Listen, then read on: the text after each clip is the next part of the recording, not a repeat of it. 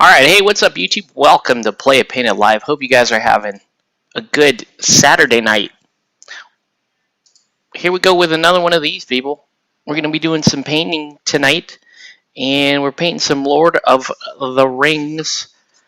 This is the Lord of the Rings expansion, and I just did some airbrush sort of color blocking on that Balrog there. And we're going to be looking at some other things. Also, I am in the Discord section here. If you want to come down for the chatty chats, you know how we do.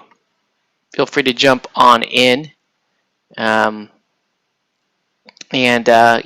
we'll have some talky talks with the chatty chats, and we'll just do some painting, and hopefully we don't get in too much trouble. But yeah, so today, actually, kind of a good day overall. We got a lot of cleaning and project work done around the house, and specifically, I've been working on this entire area, this gaming area that is near and dear to my heart.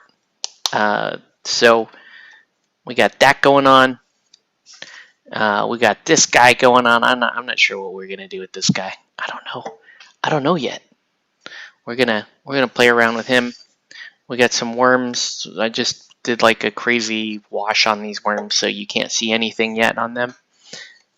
So the worms will come back in at some point, but you can see they're real rocky, ugly worms. And then we got ghost swordmans. You gotta do with the ghost swordmans. You know how we do. So let's get going on some of these ghost swordmans things. I actually need to wash their iron bits as well with this Basilicanum Gray. And yeah, we're just gonna do what we do, people. You can knock it, criticize it. You can issue threats. You know, I'm accepting of all that good stuff here on this fine program. This is a fine arts program, folks. This is really pushing the envelope with some of the painting and stuff that we do here. I guess I should share this link. You know I'm bad at that kind of stuff. Let's just do his iron bits first before I share the link, and then we'll decide. We'll decide how we shall share the link here. Well, let's get these iron bits on.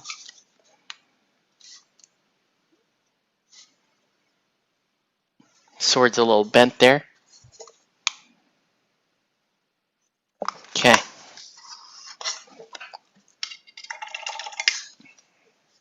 So if you're just joining us, let us know what you're painting or what you should be painting. Tonight's mission, Lord of the Rings. Let's copy this link. This is general. Let's put that there. Let's go to the Warboss Tay dealio. Let's go to YouTube media sharing. Put that there. All right, and then we're gonna go back to my dealio here. Okay. So yeah, I'm just gonna keep rocking this out. You guys, it could be a quiet evening. We could have a totally quiet evening, or we could have a not quiet evening. We'd have an evening of rants and ravings, and special angers, and all kinds of stuff. So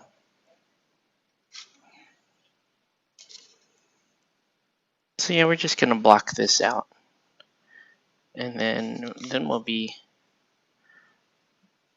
I'll start doing all the ghosty bits. Hope you guys are having a good weekend. My weekend has been pretty good thus far. Just woke up, did a bunch of stuff around the house. Got the gaming area, the gaming portion of the Play It Painted Studio back in shape. So what makes a special angers different from a run-of-the-mill anger?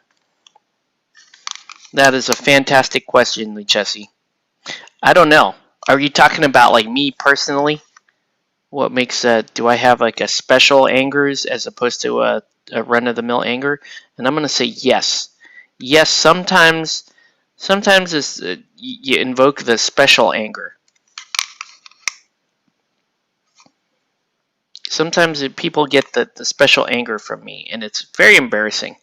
It is. It's something I'm actively trying to work on, if I'm being honest with you. It's something like, it's kind of funny when I get angry and I start ranting about shit, right? And you know, people, for the most part, people think that's pretty funny and whatnot. Oh, geez. I guess this whole thing is metal. How weird. So it's funny, but you know, when I look back at it, I'm always like, why did I let this get to me? Like, why did I let this this rant, you know, take up so much space in my head and get me so emotionally invested in something because it bothered me that much? Like, that's a legit, like, I literally like faced stuff like that and think that afterwards, like, why did I let that get to me? There are going to be cases where I have like a special anger for something, and I might at least feel at the time that it's warranted. But even then, I don't think that anger is really, it's almost never warranted.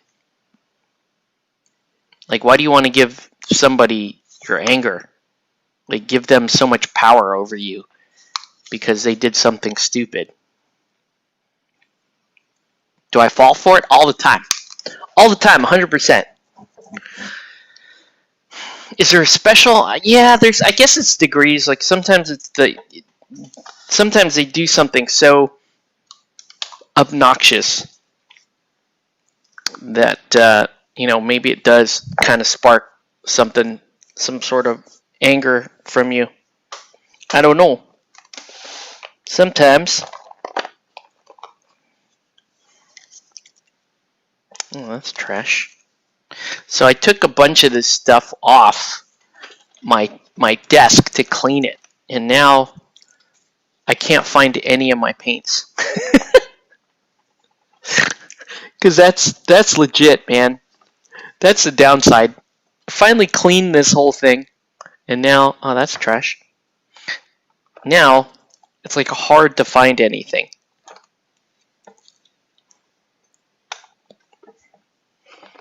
I'm still putting stuff around this table. I'm going to repopulate it with trash immediately. Now that it's all clean, let's just make new trash all the way through. So much trash. Okay. And all I'm really trying to do is find this one color.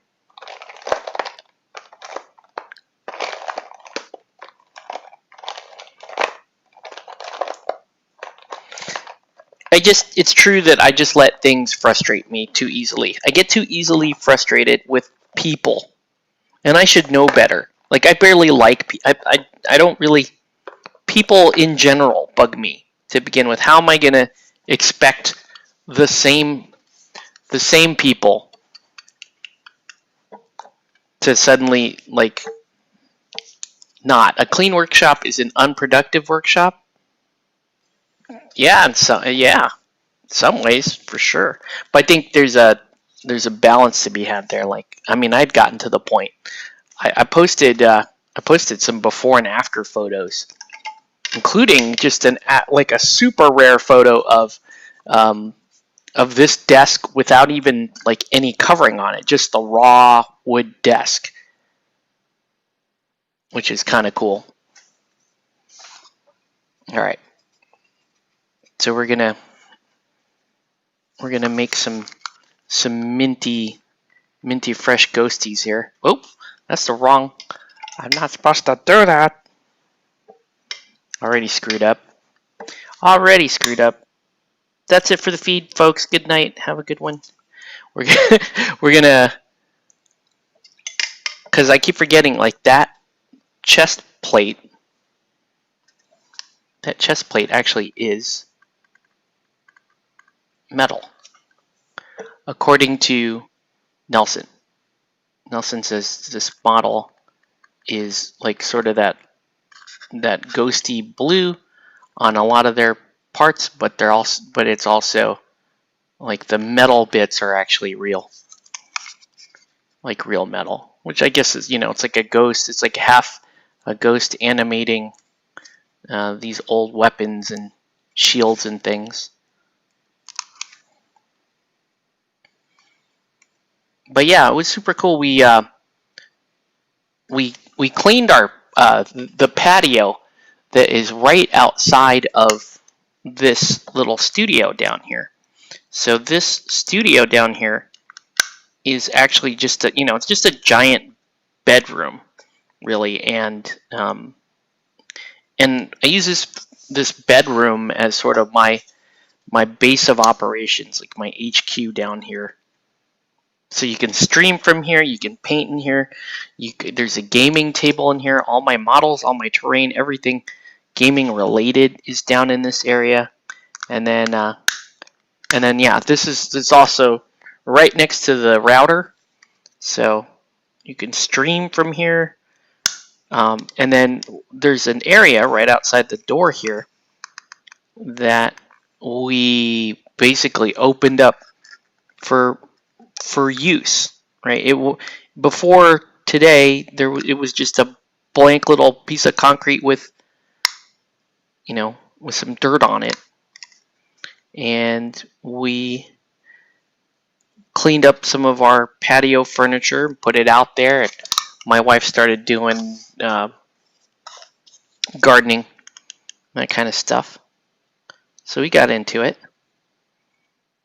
Started to clean up that area. Got it to a really nice spot where, geez, I'm gonna have to turn my camera a little bit this way because I want to be in center frame, and so that we got the chat on the side there.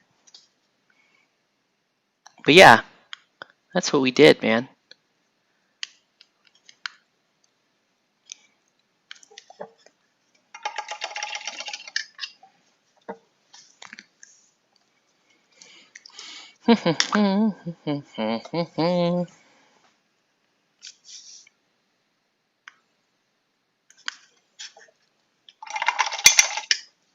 So we cleaned out that patio area. We set up a table out there. We set up she set up a little garden area there. We put some pavers down.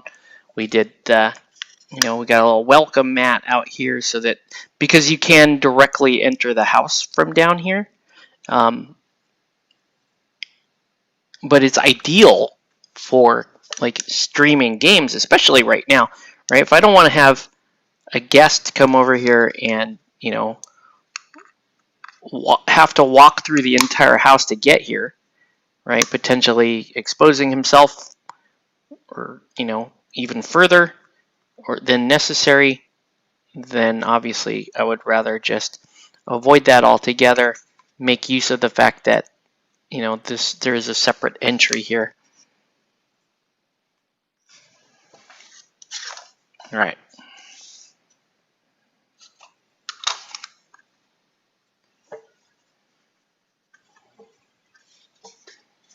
So we did that, and then, yeah, and I did some cleaning in this room, and the main bit of cleaning was redoing this whole desk, this whole painting desk, so that, it's nice and clear, and I can paint in a clean environment, and like the desk being clear is super nice. It's actually my favorite part. just looking down, and there isn't this giant cluttered mess of paints and stuff. Paints and half-painted models and all that other stuff that I had on here. So yeah.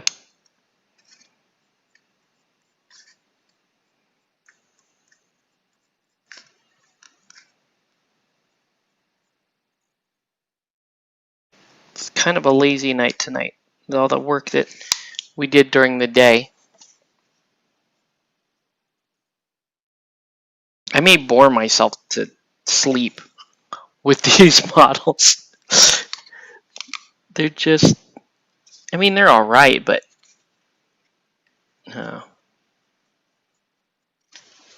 they don't have me impassioned, I guess, to really do anything here.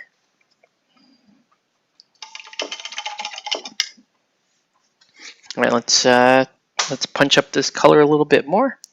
So foul green, and then we'll go to verdigris.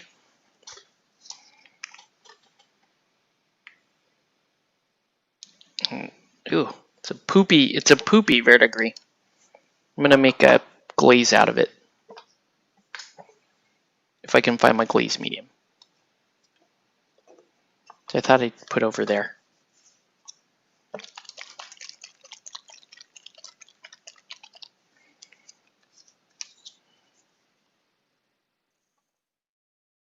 Little glaze medium, and then we're gonna do some generic highlights on stuff.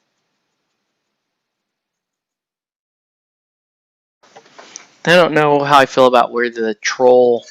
I'll show you guys the trolls. The troll skin is not quite where I want it. I want a little more blue in it. Whoops.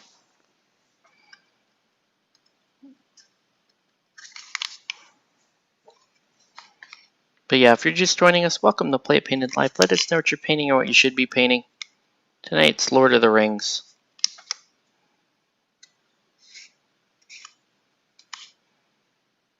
These are the Ghost Army. I don't know if we're allowed to say that. Games Workshop claims that they invented the term Ghost Army. Who knows?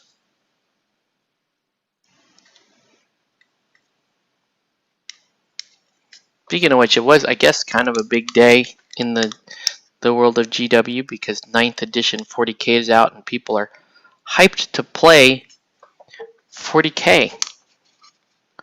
So good luck. Get out there and play 9th edition 40K. You go do you. Yeah, 9 editions later. Still weird, sad little D6 basic system. All right.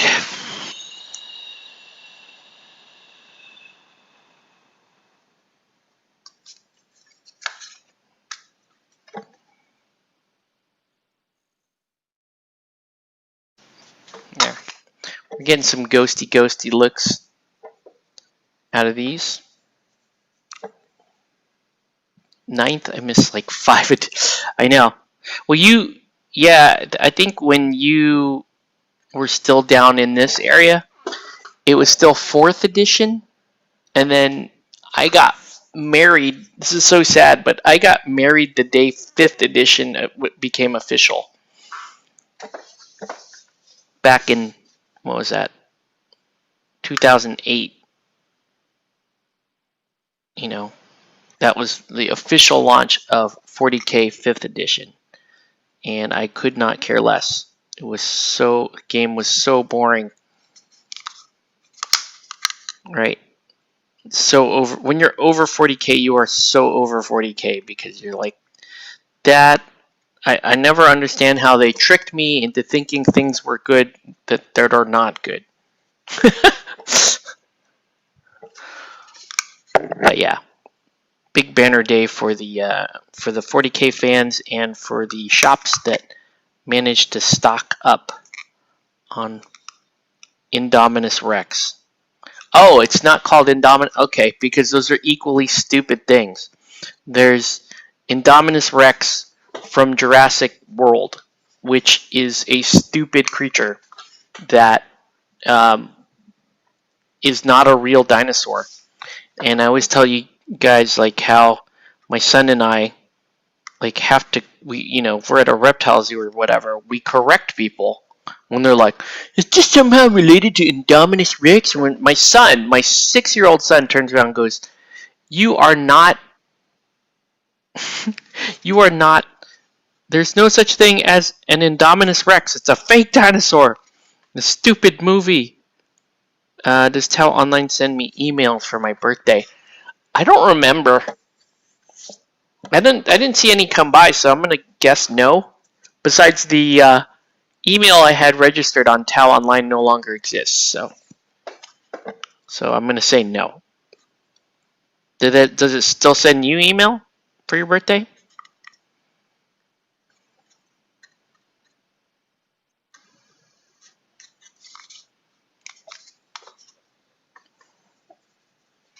All right.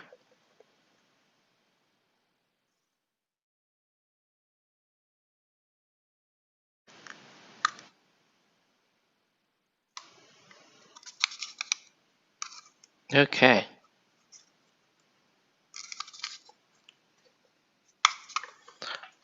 Okay. Okay. Okay. And then, all right. We're gonna do a little bit of a lightning round right here. If I can find my dry brush, let me have a sip of my tea.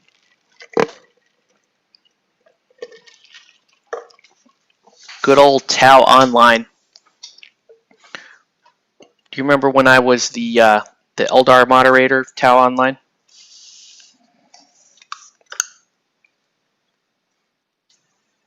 I kind of want.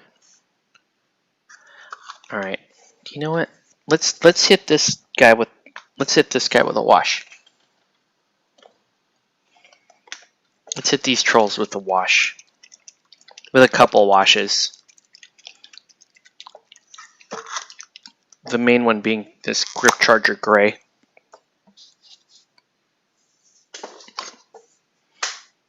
What up, Chris? Welcome to the feed, sir.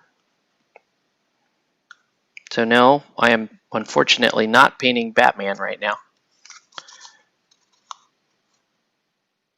Painting up some Lord of the Rings.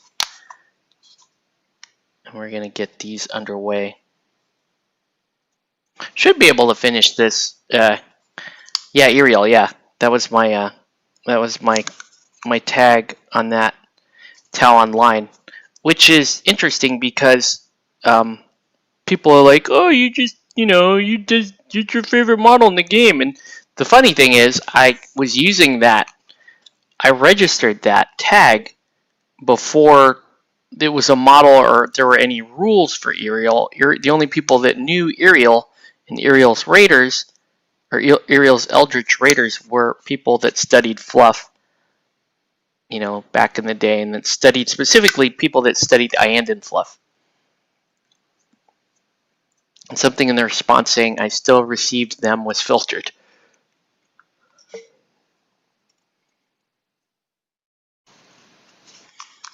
But yeah, that was when I cared about 40K.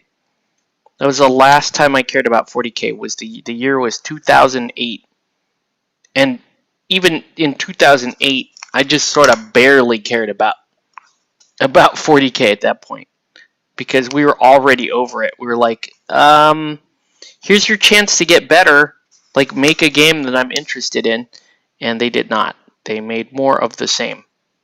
It's just shocking to me that people get more excited about a new edition of 40K. I used to get excited about a new edition of 40K, and I used to hope that, like, oh man, hopefully they fixed everything that I didn't like about 40K. And that was totally unfair for me to say, right? That was totally unrealistic and unfair for me to expect them to fix everything I did not like about 40K. Why? because I thoroughly did not like the gaming experience called Warhammer 40K. Did not like it. I didn't like the painting experience. I didn't like the purchasing experience. So let's start there. Did not like the purchasing experience. Did not like the idea that, you know, you really, there are clearly optimal units and optimal builds, and those clear units, optimal units and optimal builds will constantly change with rules addition changes and with codex changes. So so right out of the gate, you know, the mere act of buying 40K was never, I never found it to be like that exciting. Getting new models, you know, inherently is kind of exciting, but getting 40K models was more, the feeling was like, oh, I need these. Oh, woo, I'm glad I have those now, right? It wasn't, oh man, that is so cool. I'm totally gonna get that. Hey, what's up, Matt? So the purchasing experience, right out of the gate, did not like. And then the painting experience, another issue that somehow I thought that a new edition of 40K would fix. Now, am I saying their models are bad? No, absolutely not. But their models feel like furniture to me. And I've explained this to friends before when I've painted GW. It's like, yeah, this feels like I'm painting furniture because everything is so big, exaggerated, and faceless. Even when they have faces, the faces are just like, you know, basically random angry 40K person from the 40K day. And it just wasn't, I don't know, it just was not interesting to me. So these are the things that they would have to fix, because I feel like the entire back in about 20 with Fun GW, I don't know why we're, oh, Lou Chessie started, he reminded me of GW, and we're talking about, you know, new editions of, you know, every time there is a new edition of 40K. So me and Lou Chessie, well, Lou Chessie has been around for 4 new editions of 40K, and I've been around for 5, and everything past 2 was about the same. 40K has not had a biggest jump from 40K second edition to 40K third edition. It hasn't happened since that change. So I don't know if that means anything to you, but the rest of these editions just seem like, okay, nerf this, make this. I remember in third edition when everybody and their mom just messed their shorts over the rapid fire rule. I remember that was such a big deal. There's a rapid fire rule. That means spacemen get to shoot twice if they're within 12. That was the biggest thing to happen ever, was the rapid fire rule change. And again, I could not be less interested in 40K. Yeah, as much as I hate 40K, it is what got me into that. Same with me, Matt. I'm just saying, like, I'm just talking trash. Like, honestly, if you like 40K, you like 40K. No sweat, man. Don't worry about it. But I'm just saying, like, I remember when that was such a big deal. And, you know, but fundamentally, 40K is still 40K. You know, you're still, heavy bolters are still strength 5. You still roll to hit, roll to wound, roll an armor save. You still do those things. It's still a I go, you go. You know, yes, there's Overwatch, but guess what? Guess what, kiddos? Overwatch existed in second edition, and it went away for a few editions, and then it came back, and you guys were like, it's a new thing. And I'm like, nah, it's not. That shit has been around.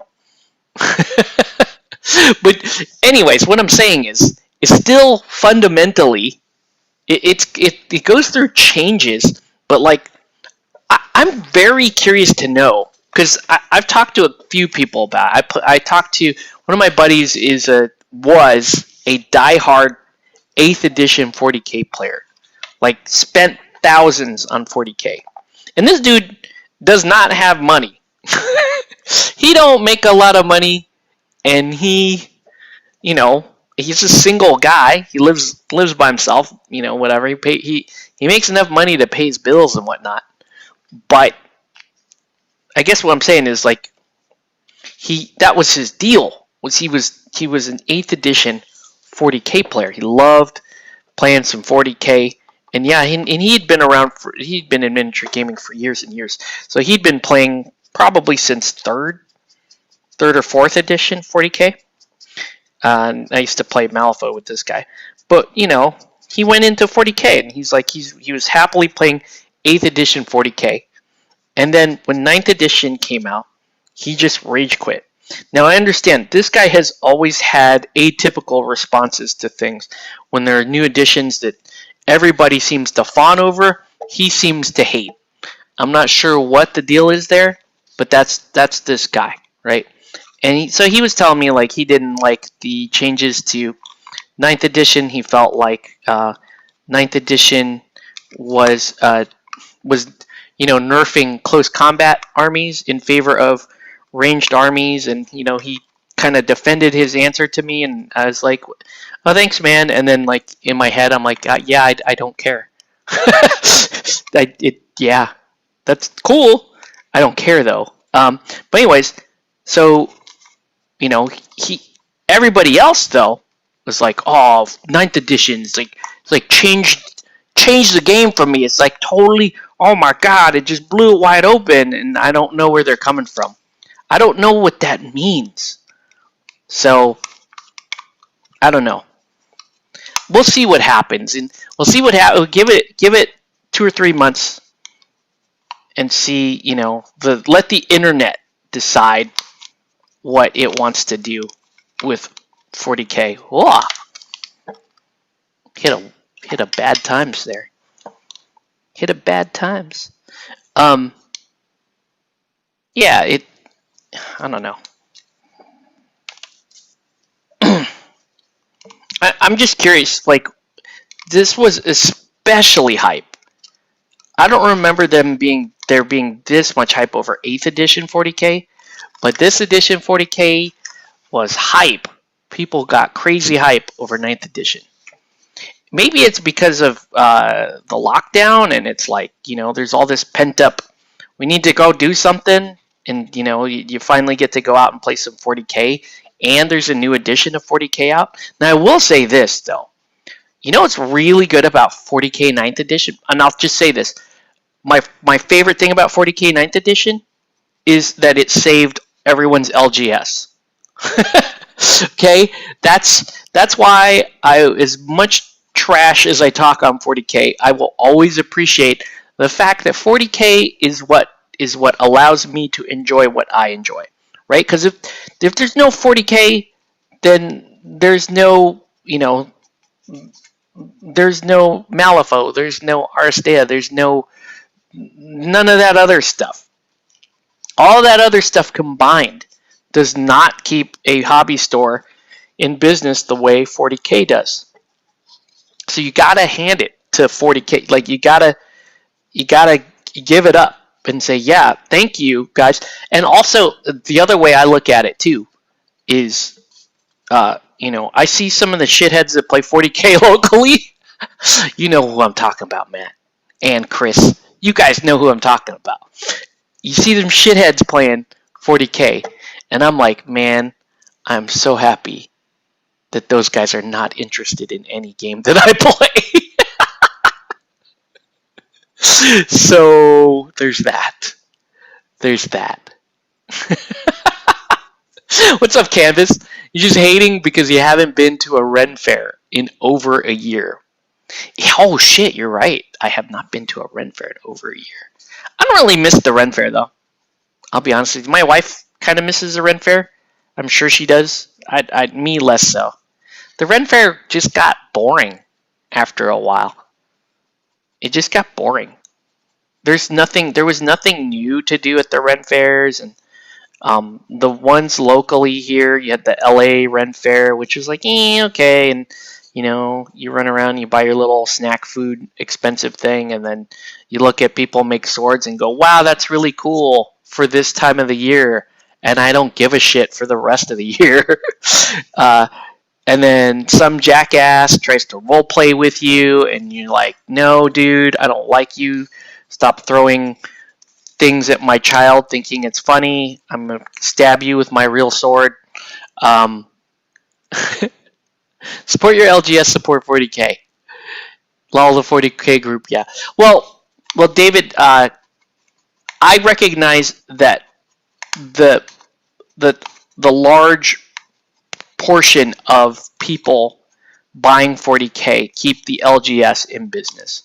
Like, I do my part because I buy a lot of shit there. I buy a lot of stuff from my LGS. A lot. I buy, for me, buying stuff on like Miniature Market or even the manufacturer sites, it's to me that's like the desperate option. I literally have been waiting, so I had Chris get me a Zatanna because Zatanna, finally, but I waited 2 years for that model. Like, I gave Comic Quest 2 years to try to get me a Zatanna. And it wasn't for a lack of trying. They knew that I wanted a Zatanna, and they were trying to actively get me a Zatanna, but it just wasn't going to happen. So finally, I finally just kind of, threw the surrender flag up and ordered Zatanna, even though she don't have rules really yet. But it's okay. I just love that model. I don't care. I just wanted the model. I wanted to buy the model during 2nd edition when we weren't even playing. But anyways, that was one of the things. It was like I was going to wait. I was going to give Comic Quest all the time in the world to get me that model. And then when it finally appeared that they were like, yeah, I don't think it's going to happen, dude. So I just finally just caved. The 40K group, yeah.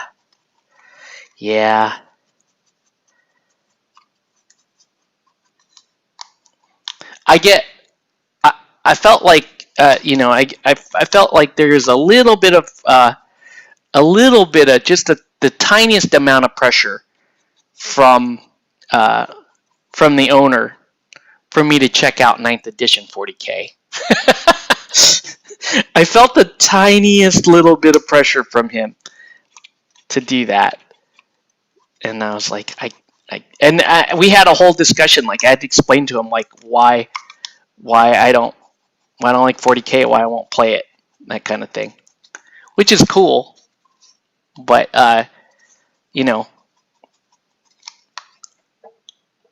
let's see.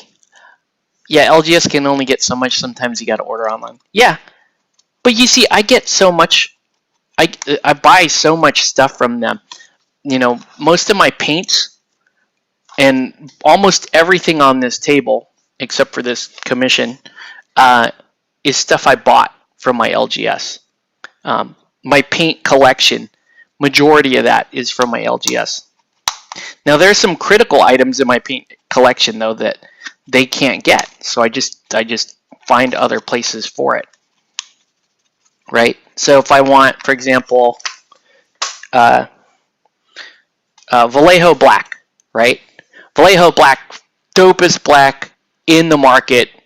Fight me, internet. This is the best miniature paint, black paint you can buy.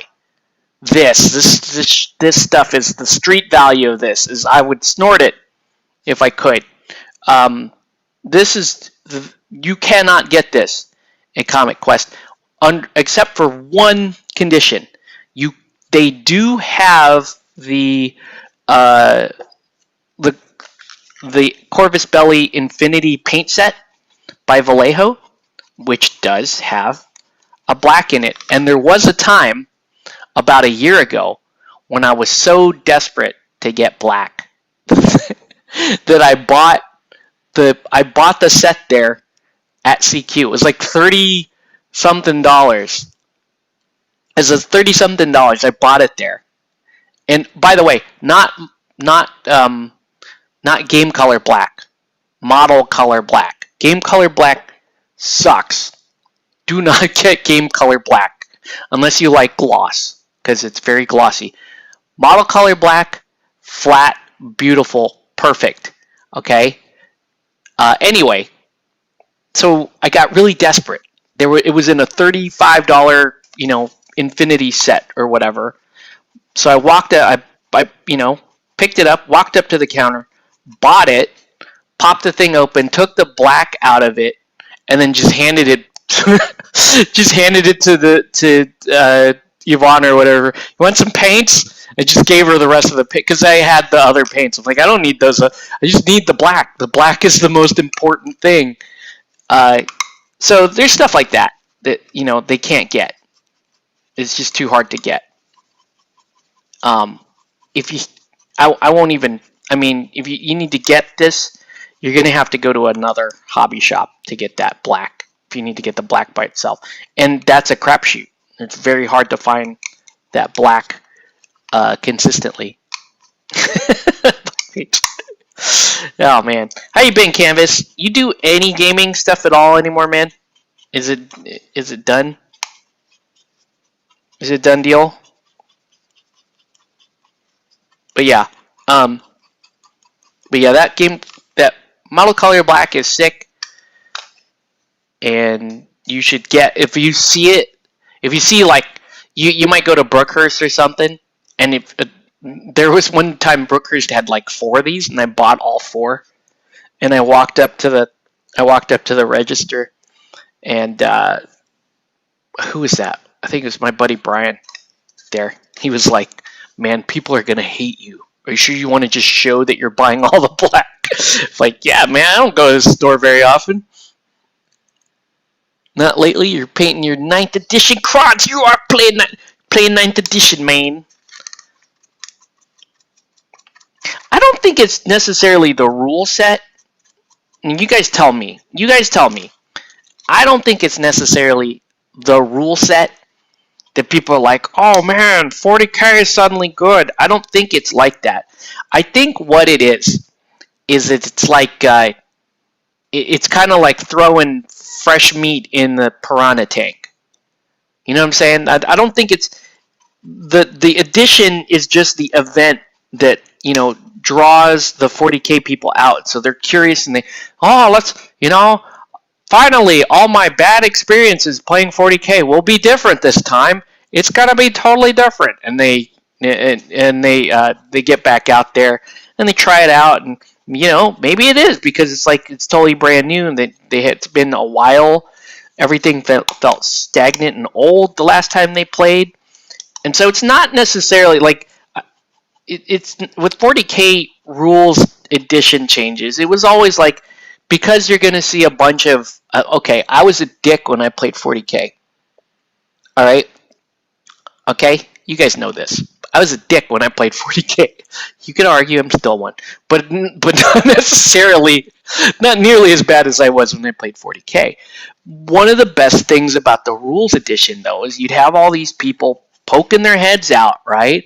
And it was like fresh meat, and you could go and stomp some noobs and club the baby seals and do all that stuff that you love to do because you're a competitive player.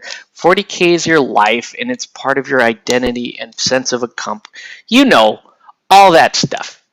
But yeah, that's part of it too. It's like people be like, oh man, I can ruffle stomp some noobs, so they come back out. By the way, people, did I mention, because I know we got locals in the chat, Chris and Matt and all them. The place is ready, son. We got the gaming table set up outside. We got streaming in here in this game room, and Matt, you've been here. You just go up to the back side of the house, and we're in, dude.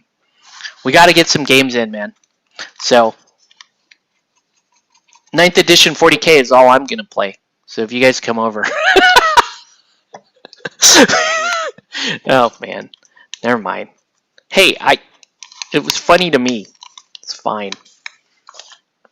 The rules are kind of poop. They still don't do alternate activations. I'm trying to think of like what really is the best if you're gonna do a larger scale like war/skirmish game. What is the best system that you've played? You know, people I need to ask more 40K players that. What is the best system that they played? I'm sure a bunch of them will come back and say, I don't know, I've only played 40K. Some people might go, oh, I really like War Machine, and War Machine's better. What do you guys think?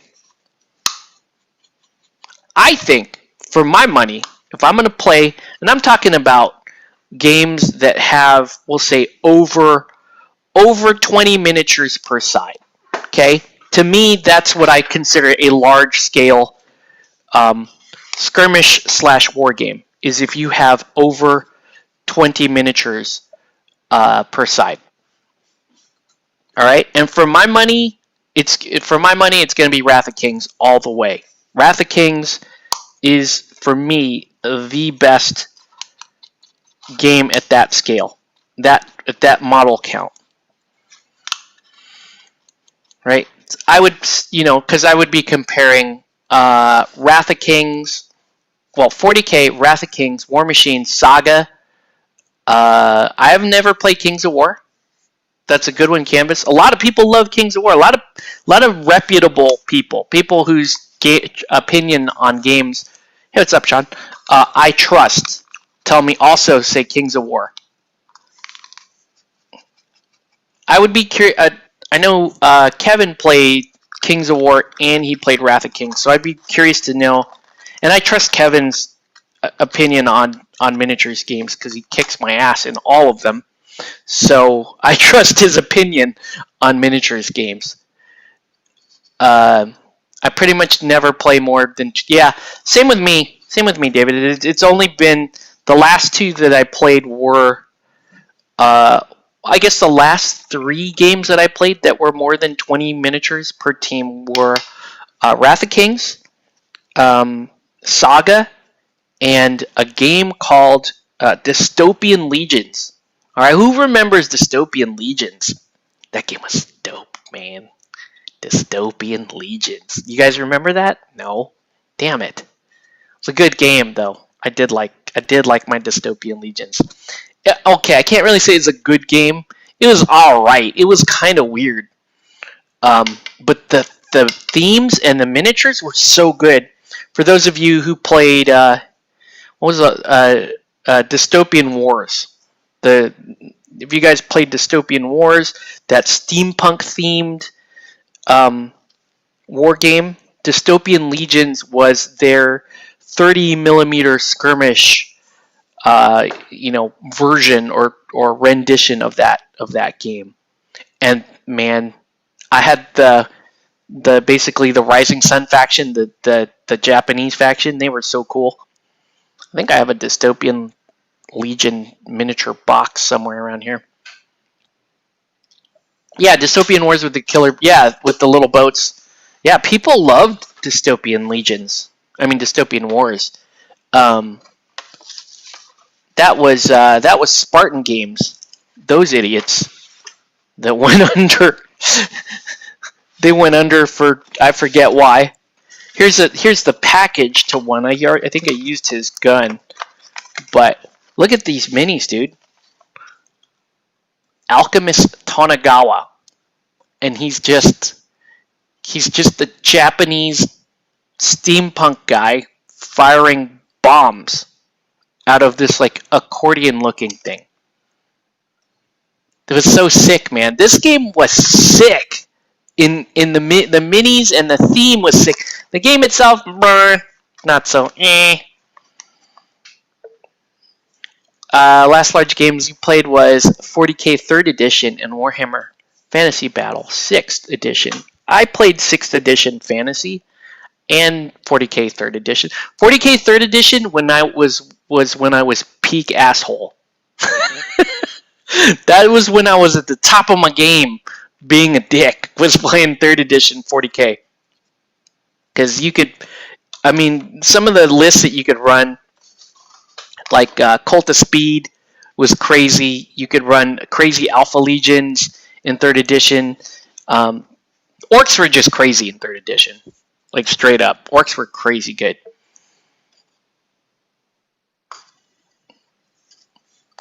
Wouldn't mind trying a large game of Alpha Strike.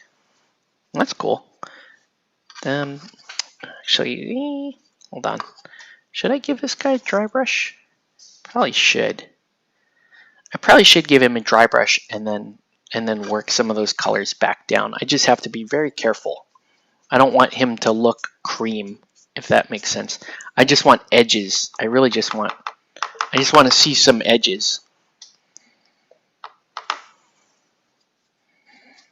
So we're just messing around with this this commission. But yeah.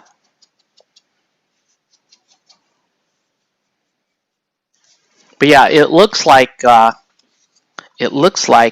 may be down for some gaming tomorrow. That may be a thing. I think I may have something to do very early, but I'm talking like mid-afternoon. I may have an opening. Need to. Batman is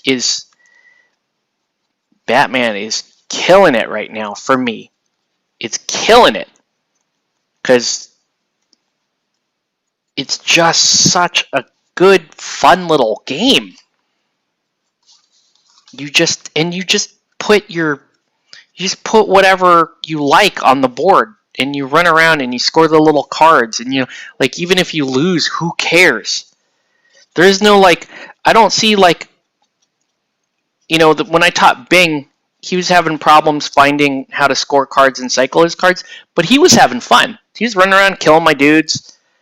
Didn't matter. And I'm like, yeah, you kill. I'm like, are you sure you can't score off that? You just killed another one of my guys. Are you sure you can't score off that? And he's like, I don't have a card. And then, like, towards the end of the game, I said, can I just look? You're learning the game. Can you just show me your cards? So he showed me his cards. I'm like, and I did what you did with me on my first game. I was like, oh, just burn this one. Do this and spend this just to cycle it through, just so you don't, because he did not have good cards for what he was doing on the board. So just simple things like that. But, like, I could see myself getting totally blown out in a game of Batman, but still having fun, because you're like, you're still running around with your favorite little characters and punching people and all that good stuff. Watchmen, which were pretty boring in 2nd edition, they were not a fun. It was like one of my major aversions, but I love the new sculpts. And one thing that I really like about Watchmen is, you get pieces that can do a variety of things. So if somebody's learning the game, Watchmen is actually a pretty good squad, even though, it's only like 5 or 6 models. Let's see. No gaming for tomorrow, only sweaty work. I'm going to head to bed. All right. Good night, David Moffat. Thanks for tuning in. But yeah. But yeah, Batman, dude, for what it's worth, it hits the right things, because it's still it's a fun game. I wouldn't necessarily call it a competitive game, though I could see you playing it competitive. I could see people ending up wanting to play it competitively, and that's totally fine, right? Because you could run, if you had an experienced meta of people, you could run a 3-round tournament, like, no joke, and finish up nice and early. Just have your board set, and really, as the tournament organizer, all you really need to worry about is the deployment maps and making sure everyone's deck is cool and their list is cool. So, are we saying that we might run something at CQ for Batman? Maybe, if we get enough people. if we get enough people interested in it, I'm sure between this group here, we could probably muster up enough tables to do something. We get 6 people to show up and play some Batman. That's cool.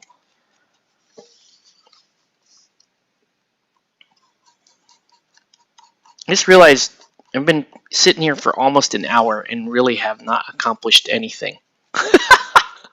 Whoops.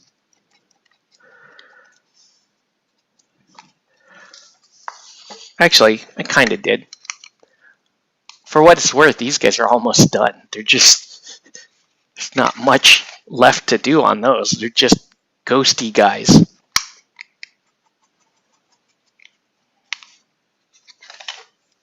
So at least we got those done, and the worms are, the worms are worms. They're almost done. Trolls, on the other hand, they need help.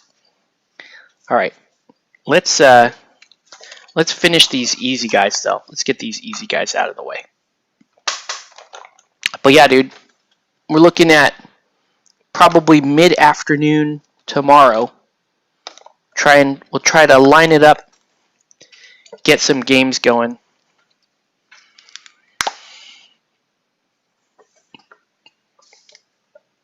Oh, I built this too. Where'd it go? I've been messing around with lists and whatnot, because you do that. And I hate list building. You guys know that. But with Batman, it's kind of fun because you're just doing cool models. And it's more about that. You're just trying to fit your cool models together in the cool teams. All right. So here is a League of Assassins crew I will be able to run once I paint the stuff that's in the DKR box, right? So DKR Bane. I'm still going to run Comic Talia. I don't care. I love the model. And Bronze Tiger on the same team. Bane, Talia, and Bronze Tiger. 3 mercenaries. Well, 2 mercenaries and a prisoner to make up points.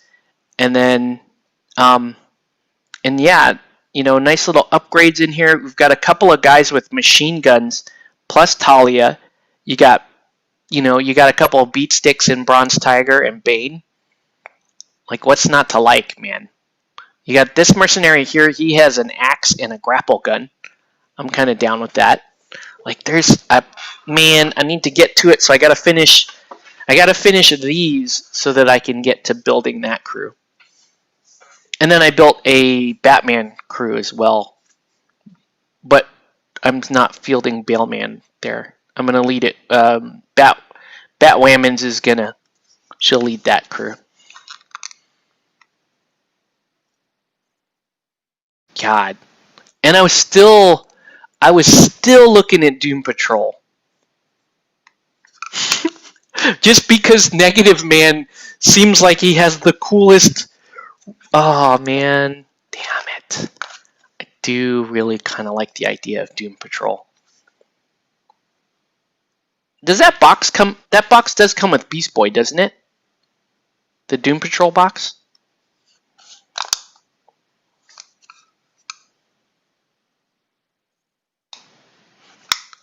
Whoops. That crew does look like it could be a lot of fun.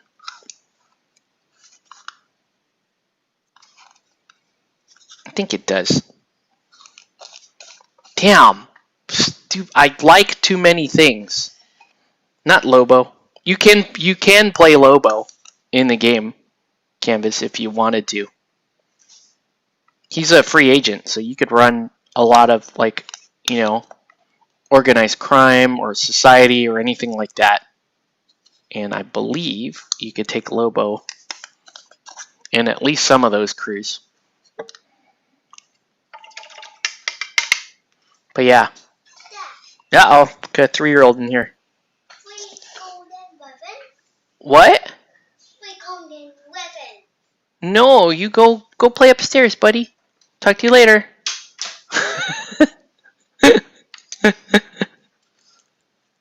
kid is awesome. Alright. Let's put some color on these. They're cool. They just need a little bit of warmth. I'm trying to figure out what color makes the most sense. Probably a light purple. You know, make them a little light purple or a light green. Purple would look cooler because they're kind of subterranean worms. Crush ye like a worm. You do, yeah. That was a Braveheart quote. Yeah, and yes, I still like Braveheart. I don't give a shit. Shh. Hey, kiddo. Go play over there, buddy. Yeah. He's just gonna keep doing that for a while. Ah, stop. Stop.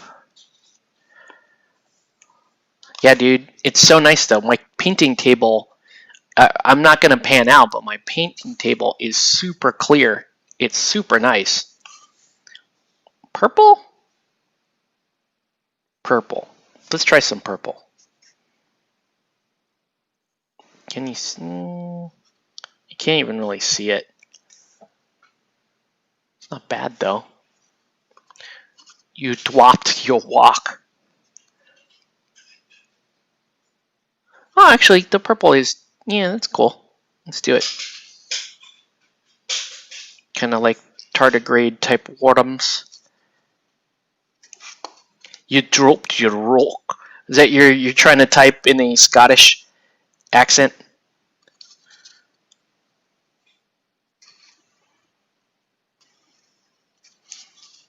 Yeah, purple's kind of working. It should be all right.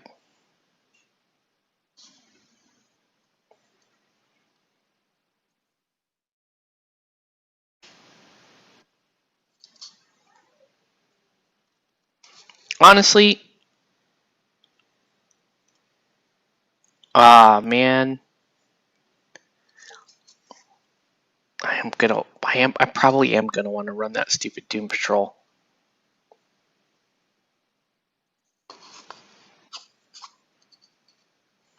It's like running Watchmen, but like the dumb version of them. I could have Doom Patrol versus Watchmen. Damn it. Maybe let me just chill for a minute. I still have a bunch of other stuff that I have to paint and try out. I'm just wondering if I would like the Doom Patrol playstyle better than the Watchmen playstyle.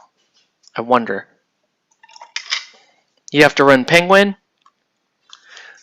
so whenever I roll the dice, I can go.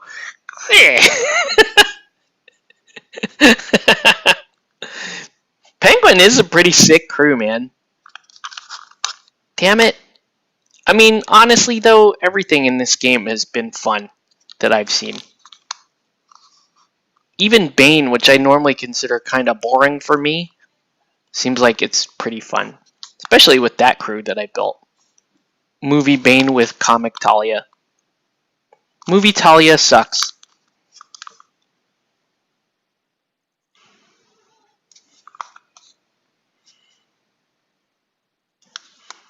And the miniatures were bad. The movie Talia miniatures were always pretty bad.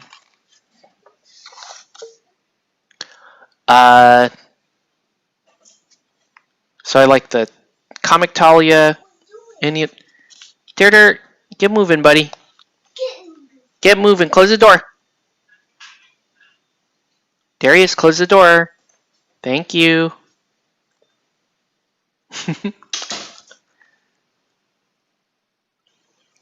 That kid. He's a funny kid.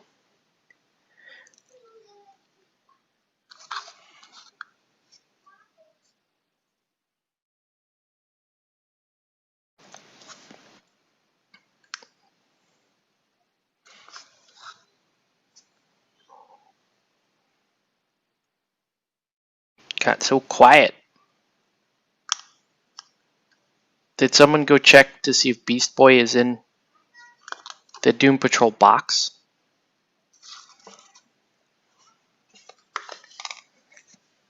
I don't know.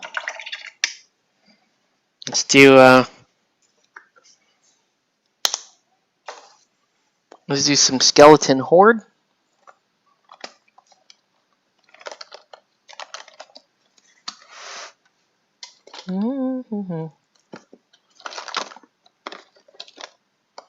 Seeing a lot of things that are not Skeleton Horde.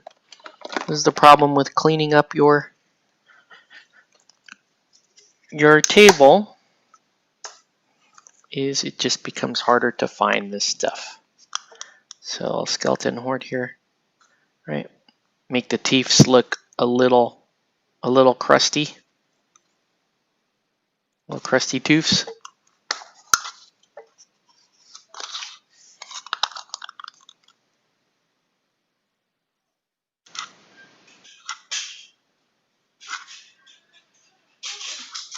That. All right.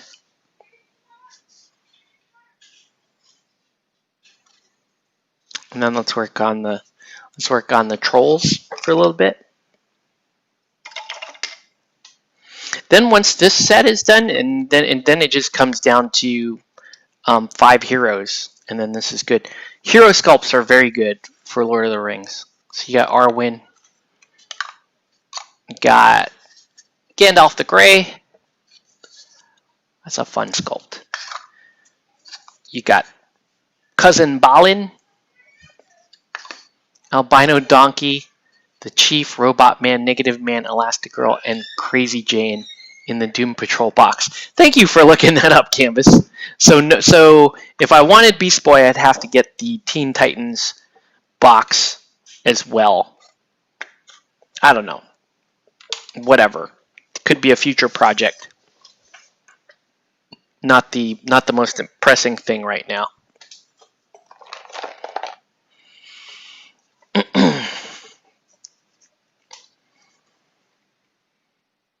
Let's do a little work on the trolls.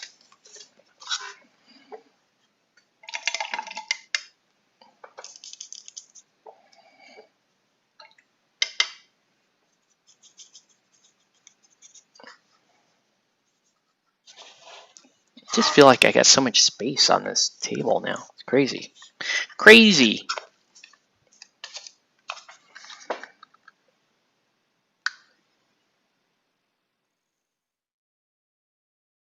I'm just going to go like that. Dink. Dot these tiny little eyes in. Dink. Oops, that was way too big. And that way I could go hit them with a little red later. And then I could do the teeth. These trolls need a little bit more blue-gray to them.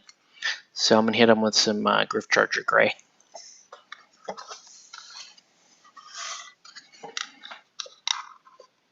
Right, because trolls should have a little bit more of a...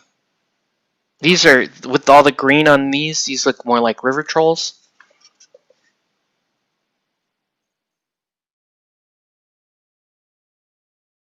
So we'll do a little bit. By the way, YouTube is offering, says I qualify for a membership program. So I'm asking you guys, if I did a membership program, what should I opt? Like, what kind of? I know they have like stupid little emoji perks and all that kind of stuff, but I don't think anybody who would even consider like joining a membership for Play It Painted would care for the emojis. I would have to do something additional, right? And what I was thinking about doing is just offering up, you know, I could paint, if you're a member, I could paint a miniature, like 1 miniature a month, paint it and give it out to people who are in the membership program. That would be very easy for me to do, because it would just be, and then every month I would just announce, here's the miniature, and I would paint it at some point during stream, and then we would then we raffle it off to one of the members, yada yada, right? Is that something people would be interested in if I offered it? That's my question. Like, would that be worth being a member? And I think you could be a member for like $1 a month. I think so. So it would be actually pretty good value. Like if you're, it would be a miniature from a game that I play, because it should be, because then well, that's not necessarily true. But for now, it would be a miniature from a game that I would play. That way, I would be more invested in painting it, and you guys could see that in the paint job. And it's, for the most part, I would think it's just going to be locals that would be a member, that would consider membership. A couple of guys from abroad would consider it.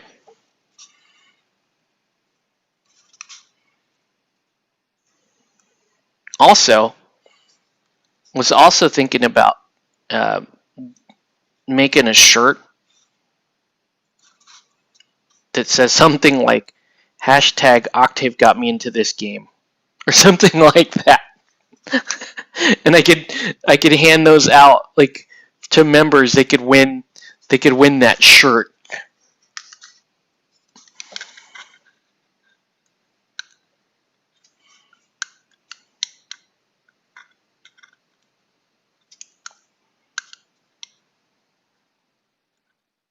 Definitely look cooler once you get some wash going on these guys, or contrast. I'm using the contrast as a wash, literally.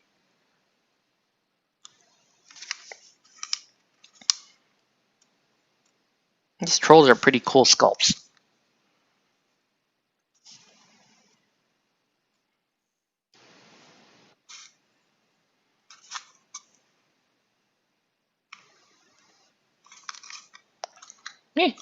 Okay, we'll let that guy dry.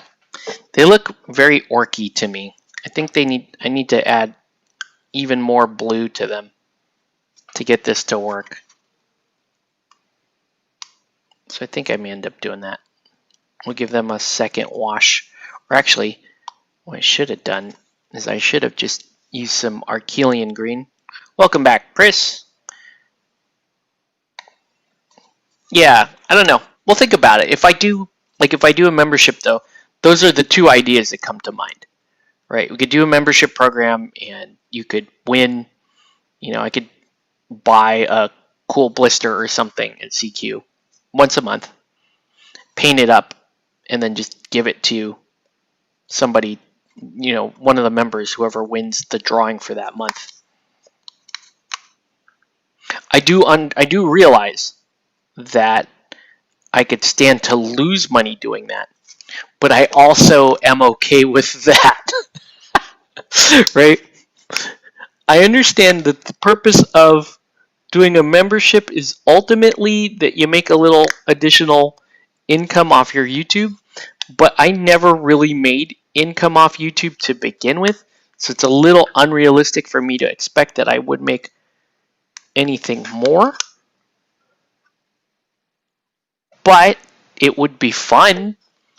It would be fun to have little memberships, and people could have the cool little icons next to their name when they respond in the chat or whatever.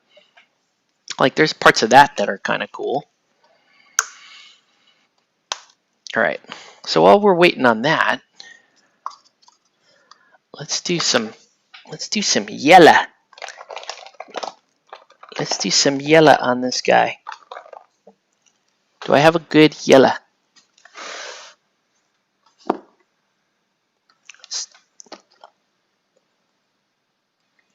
This is not a bad yellow. As long as it mixes. I'm gonna shake this for a while. All right, I want to do his eyes mostly, and then I want to do different bits of yellow around him. He's not looking bad. He doesn't look terrible. He looks more brown than black. It's just the way I guess it's the way everything is sort of blended on him.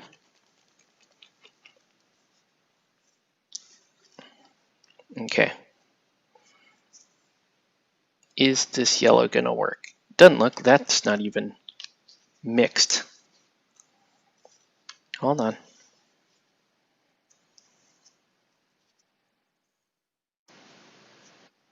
Good old Vallejo yellows. When they work, they're awesome. When they work. Just end the sentence there.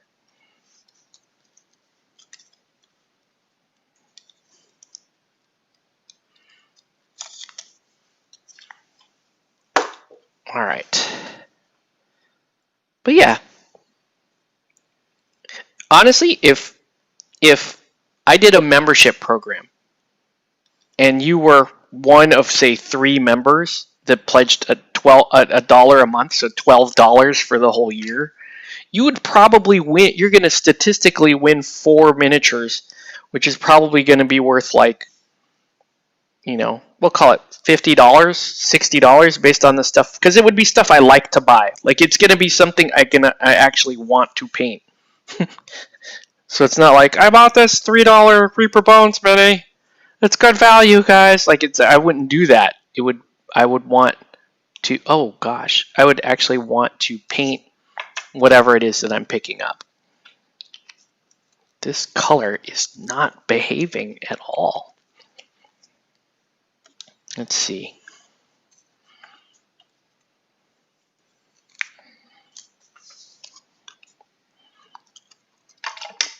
So let's undercoat the areas that are going to be bright yellow. So notably the eyeballs.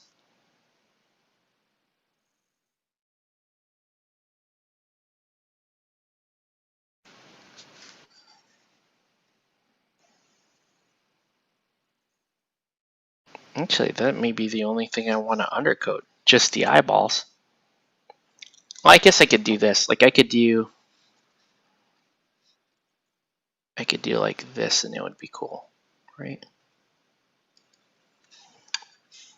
Get all the under bits like that.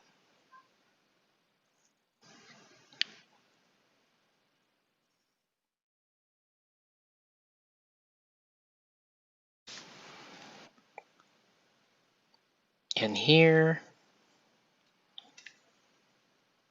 it's basically anything super deep in terms of the shade.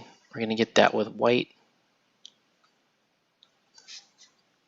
That's pretty much it. Pretty much it.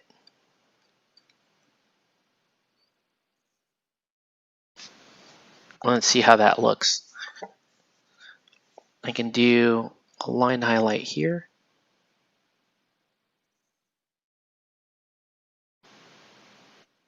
Right on the sword.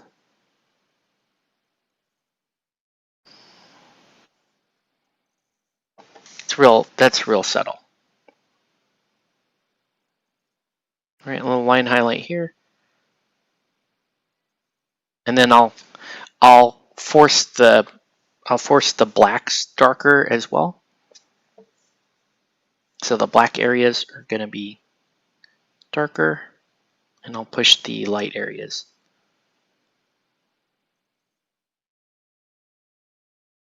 Whoa. Okay.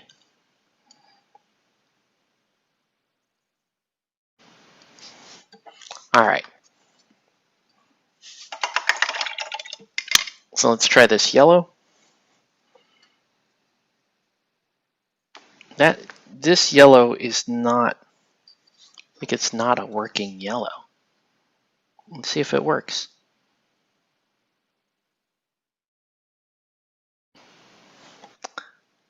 I mean, yeah, it's there. It's getting in there. But I'm going to have to darken the areas around the face to make it really kind of work. And let's do yellow in here. there. Let's do yellow here.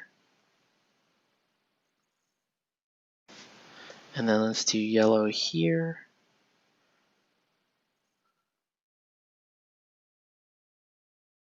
Okay. All right.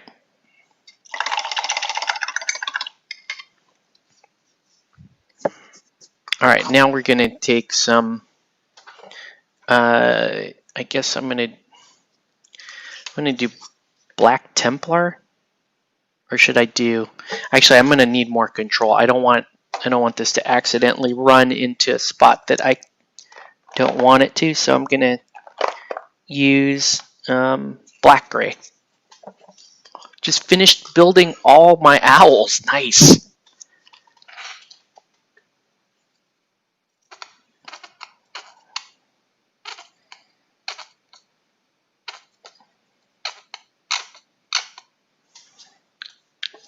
I hope they get a deck soon.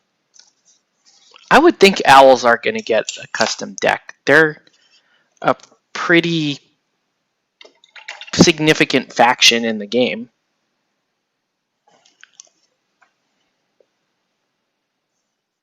You know, right? It stands to reason if League gets a deck, owls should also get a deck. All right. So let's see what I could do here. So maybe the idea here is to have some kind of black area here around the eyes.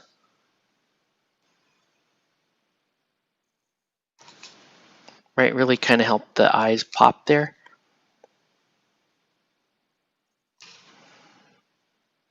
I don't know if this is the right way to be doing this, but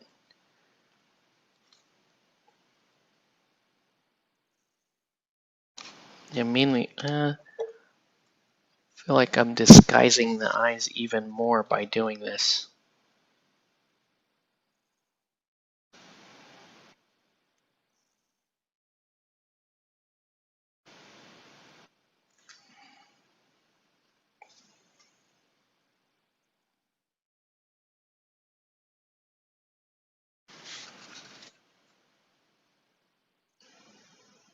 Let's do that.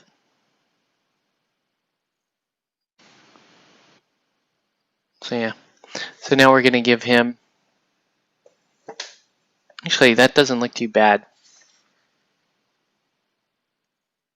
So we'll just pronounce that a little bit more.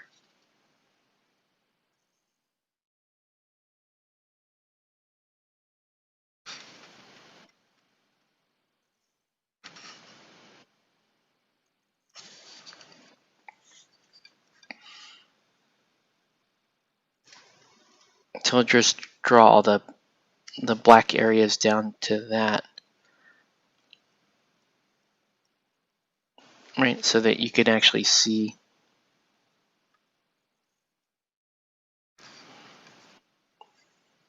It'll make the like burning parts of the model look cooler. If I just make those darker.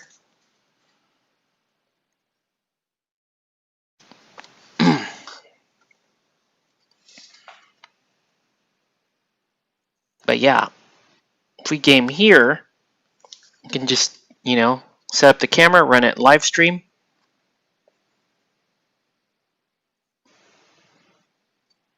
I'm kind of down with that.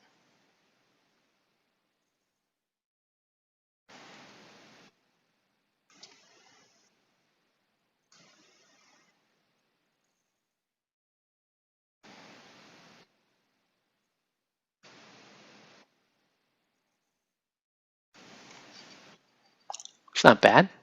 Then a little bit of orange in there. We'll do a little bit of orange, kind of push that aspect of it as well.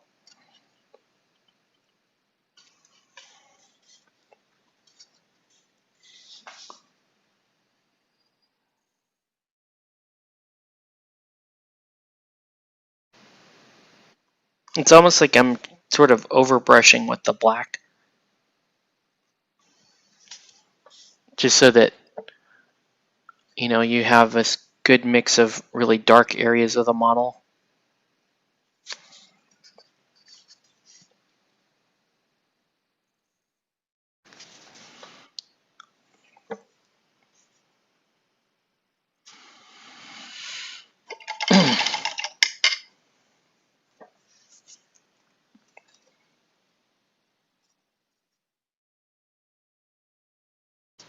Wow, this yellow is really doing weird stuff.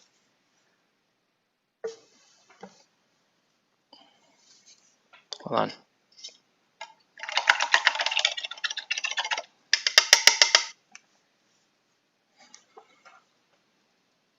That Vallejo yellow is weird.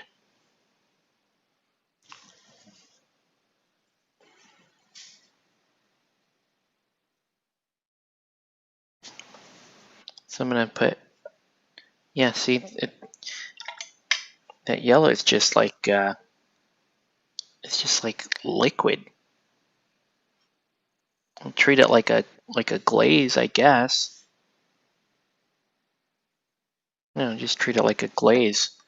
So it's doing weird stuff. Alright. That's not bad, though. That's looking pretty good. I need another yellow to punch up the highlights a little bit more. The other thing I can do,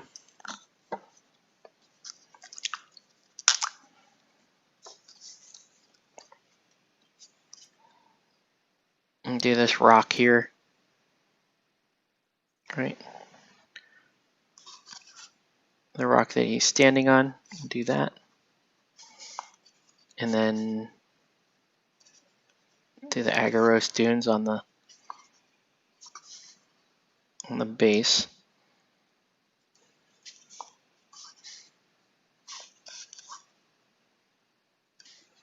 Right. All right. Switch back to trolls for a minute. Oh wait, before you switch back to trolls, we're now at a spot.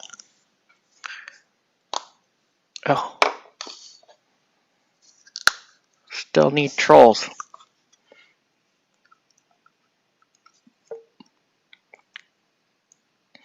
Too many things at once.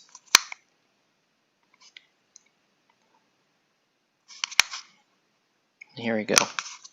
Let's do this bone. Right. My favorite color, dirty bone. This is Skeleton Horde. So this is not dirty bone, which is just a fantastic color. And an even better name. Alright. Okay, let's do... Still working on skin. Do I have a cool color to use on the skin? Should.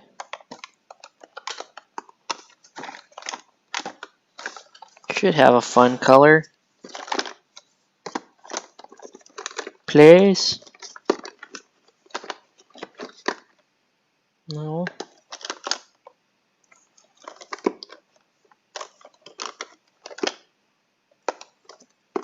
I guess I could use that color. I almost never use it. Let's use it. Yeah, let's use it. You fixed your friend's charm. That's cool. A little jewelry repair for you this evening, Sean. Yeah, let's give it a turquoise. Ooh, look at that. Just where the little rocks are. Make these trolls look cool.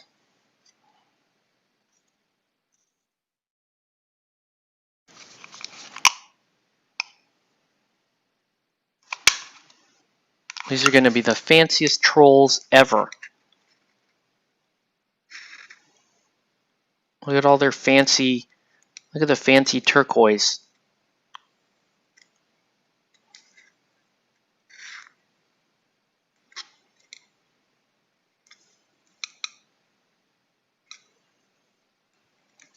Now they really look like river trolls. The whole point was to move them away from looking like river trolls, and I ended up picking colors that made them look even more like river trolls. Good job. Good job. We did it, fam. There it is.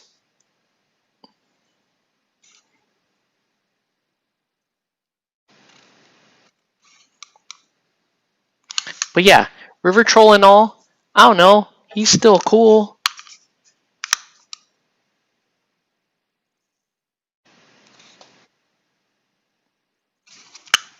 Nice. Okay. River troll is good.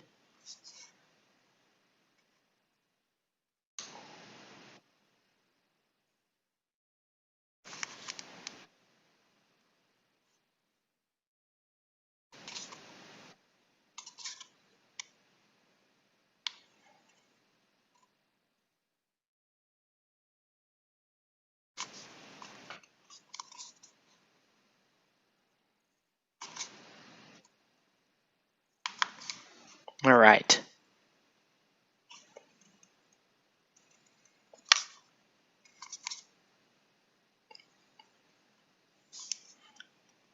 These river trolls are pretty fun. Gonna have to figure out a color for the tabard. Let's do, oops, still a couple of spots there. All right.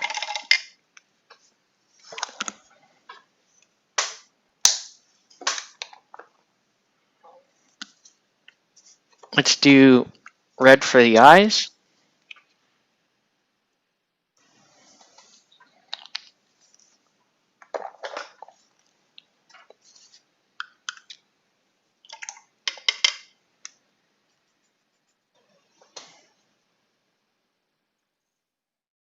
Okay.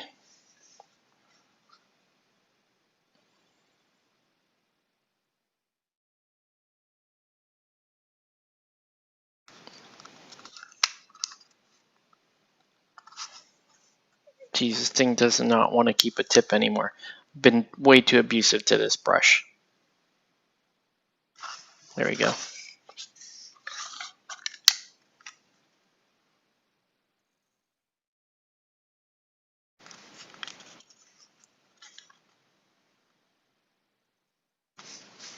Okay. Let's work a little on some leather.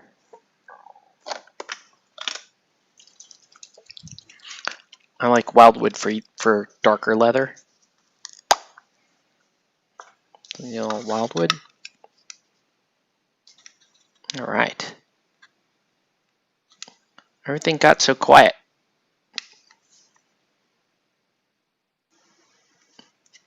You guys have any questions, comments, or threats? Or we're just painting here. So I know it sounds like Matt is finished building his owls. Sean, you were doing some jewelry repair. Anybody else working on anything cool right now?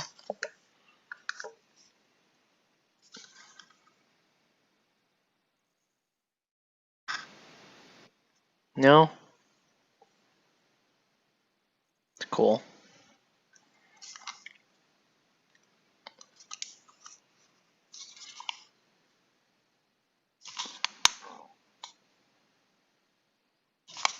Pretty simple designs on these. Hey, what's up, Kevin? What are you up to, man?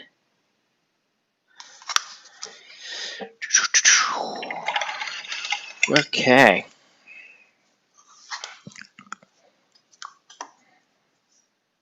Should the boots? Let's do the boots in the same color. Let's do the boots in the same color. Honestly? Yeah. Let's do the boots in the same color, and then we'll do the tabard in a slightly different color. You working on how are your rubric marines coming along, Kevin? You almost done with those? This is the last week of the July painting challenge. And I am in bonus rounds. Sean is also working on Court of Owls, just like Matt. Sweet.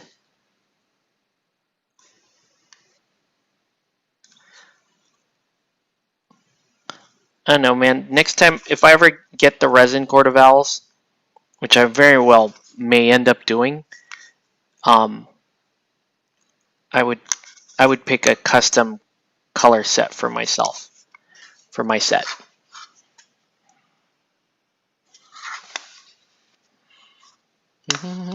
Nothing too exciting. Working militia is being washed and semi-building some worm hordes.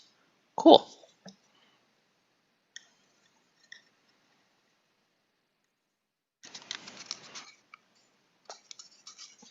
Militia does have that fun Jason Todd model.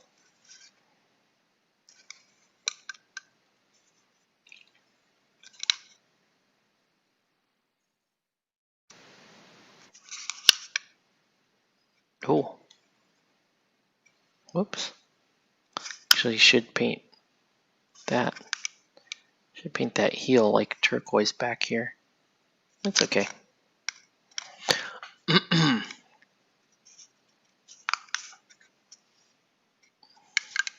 What's the weather going to be like tomorrow? Now we can ask. Alexa, what's the weather tomorrow?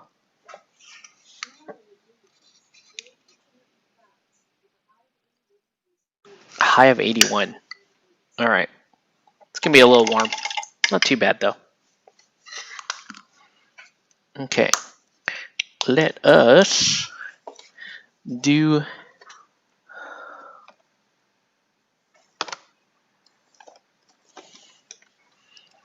Let's do some Gore-Grunta fur on their tabards. And then these guys are like... I mean, they're basically done.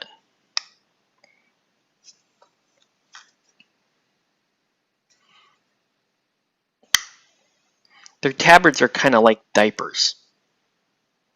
Because just the way they wrap around the back there, they remind me of diapers.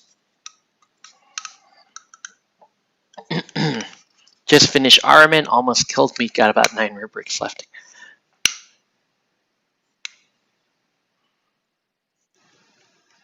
GW painting it's very tedious and it's pretty rough. And then on top of that, it gets very repetitive. So hats off to people who stick it out and paint their whole GW armies, because it's tough, man.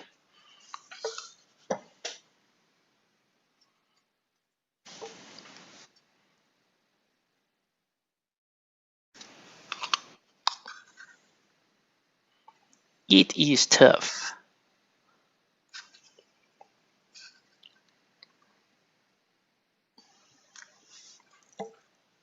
These guys are cool.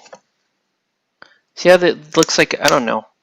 It's like shorts in the back, but it looks like, to me, it just reminds me of a diaper for some reason.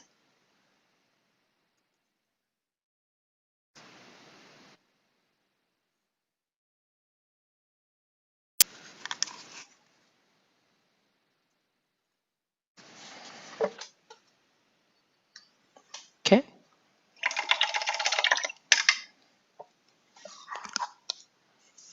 It's gonna look cool. That's the main motivator. Yeah, it is. I just personally, I've never really enjoyed the GW painting process. You know, that's always been tough. The armies look amazing once you're done. You put them on the table, but getting there was always kind of like that for me. For me personally.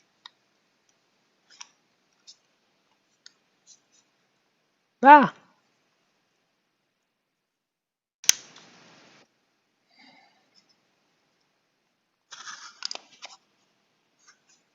Okay.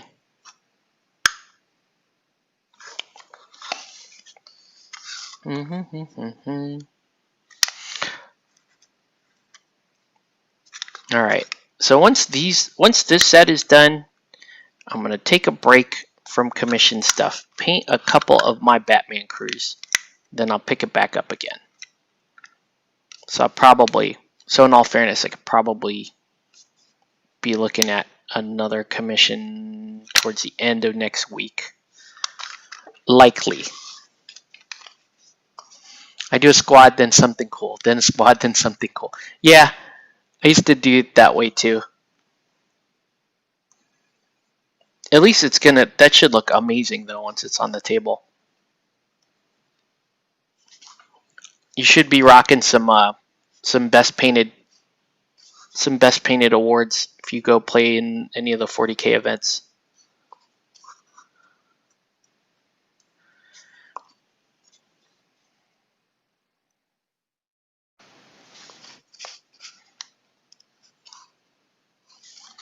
Cool. Working on Talon. Nice.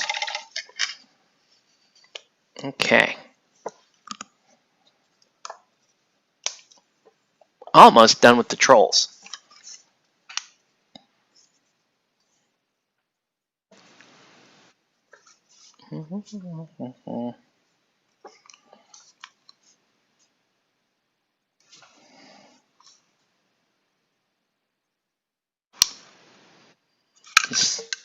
Just do a little work on the giant bone that they want to club you with.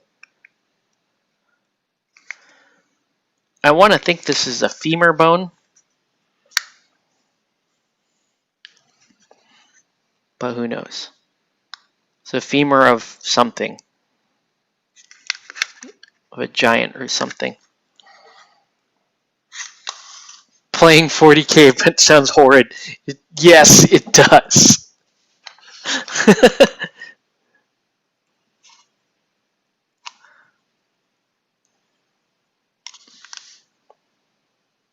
But yo, man, I'm serious. We might be able to do, if we get enough players, I could throw a Batman tournament in August, or either August or October.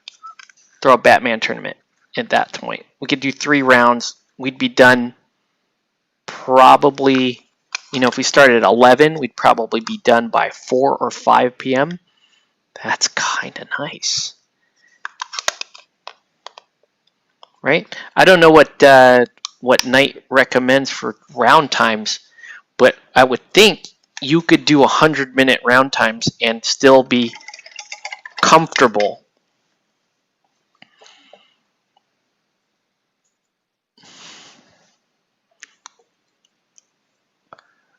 Oh, you bought the oh cool.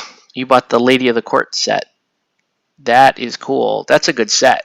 You get 1880s and you get those other 2 guys, Ephraim Newsom and Henry Ballard. That's a very good set to have. Only issues, I don't think they have an event doc for 3rd. Oh, okay. But even then, though, we could just flub that. It's not a big deal. Just as a means to get people like together and gaming. It's not really a tournament, right? It's just an excuse for us to all get together and play some Batman. We could do that. It's not like Guild Ball. I don't think they have. Maybe they don't really have organized play kits or anything like that. We'll probably just do like a store certificate or something. But yeah, a little 3-rounder with that seems like very feasible. All right, I think we're at a good spot. I'm working on this dude. He needs work, this dude. I mean, I do like him. That yellow just really crapped the bed, though.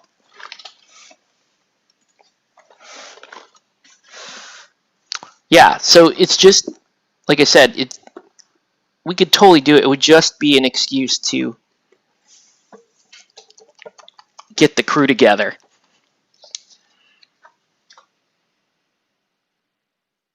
Oh my god, all the Vallejo yellows are evil. They are evil, like the Fruits of the devil. Batman used to have price support. Hey, what's up, Lord Draconum? Yeah, I know that whoever that guy is, Lance or whatever, Chris, the local guy that's been running Batman. You say that guy always has like crazy price support?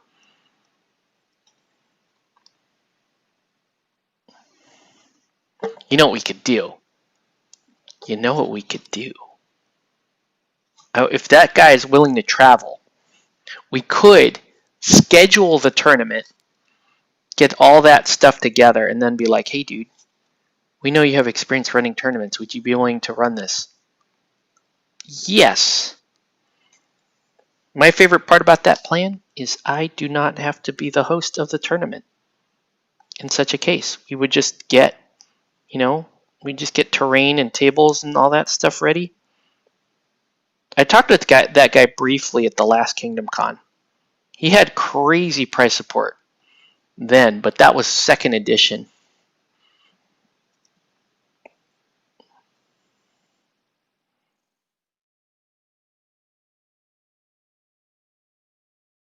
Second edition Batman just never.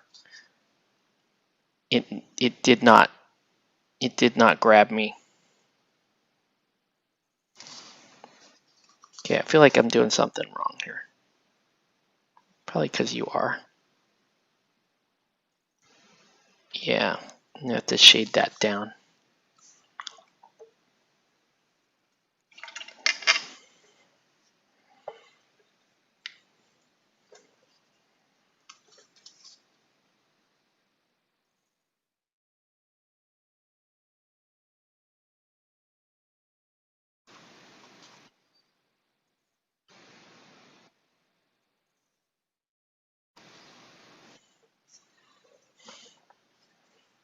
You've been trying to find terrain for Batman?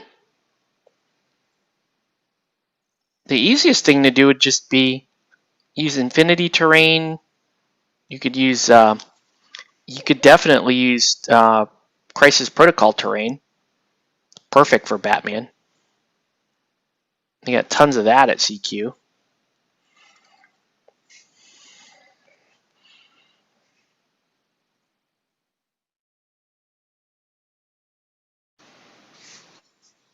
Shouldn't be too hard to find terrain for Batman.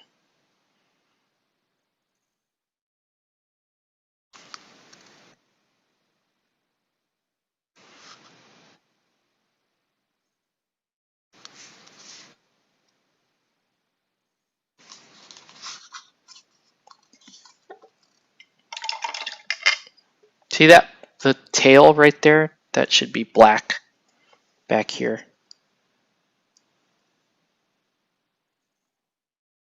I just paint these segments in black.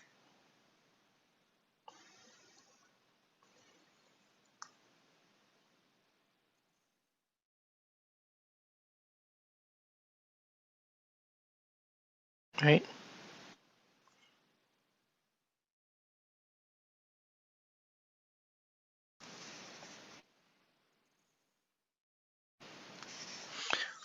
So you may, online is gone, so you may pop into CQ. When, dude? Are you going tomorrow? Are you going tomorrow? Are you going tomorrow? We gotta play some Batman. Let me know.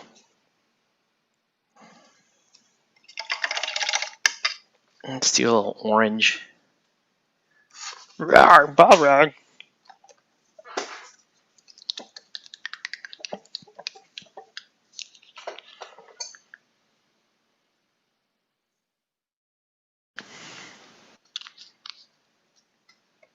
Alright.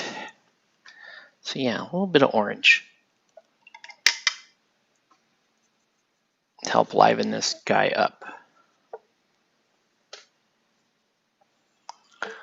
I mean, he's getting there. He's looking somewhat cool.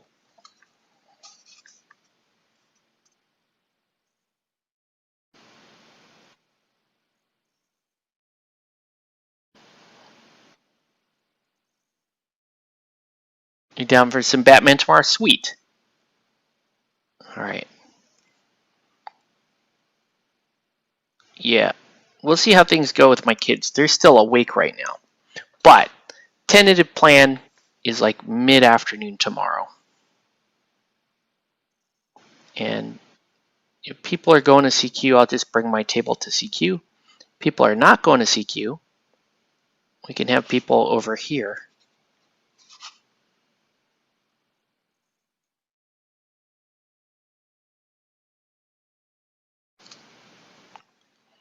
Could possibly have a painted Riddler. Yes. So Sean is coming down. Damn, Batman is gonna happen. All right. So Batman will happen tomorrow.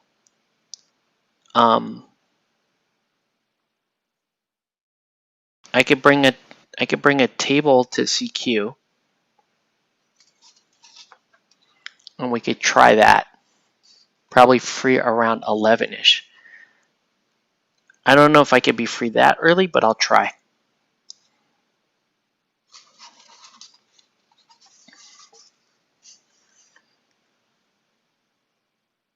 It all depends. It all depends on my little boys tonight. If they sleep.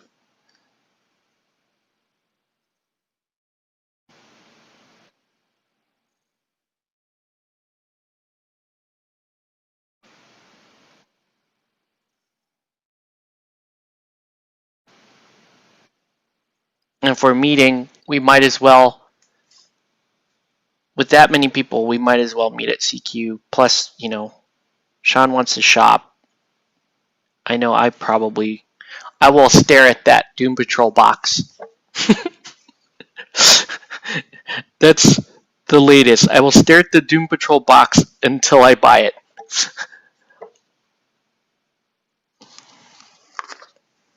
But I probably won't buy it for another week or so, just because I have other stuff to work on.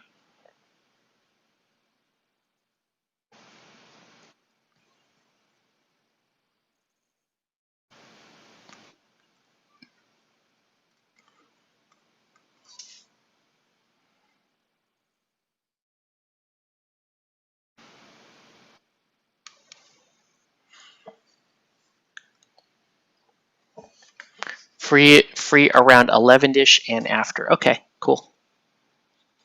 Yeah. So, yeah, I'll plan on pretty much on hold till next week for Gen Con sales. What do you think? Do you think they'll have new Batman stuff for sale on during Gen Con?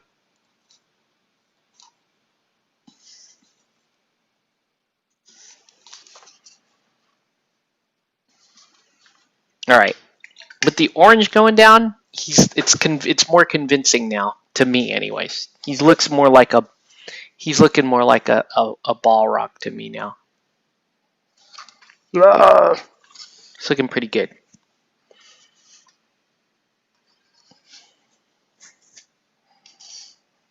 Anything else we need to do? These guys, they look okay. They're a little pale, but that's what we were going for. You doubt it? Okay. Let's get. So I'm pretty happy with how all of these kind of happened. Let's do the bases then. What did I do? All right. So we got the plan, right? Impromptu. So that's 4 players tomorrow for Batman. We get 2 more players. We could have an impromptu Batman tournament.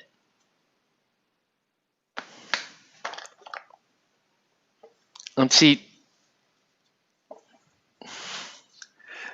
Oh, you may look for those resin hunters during Gen Con. That's probably a good idea, Chris. They probably will have, you know, stuff on sale, but I don't know. those hunters go into they stalk them and then they disappear like almost same day.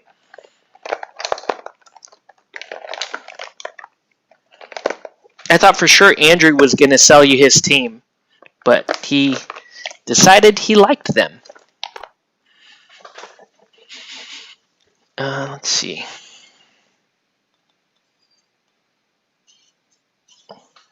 Uh-oh.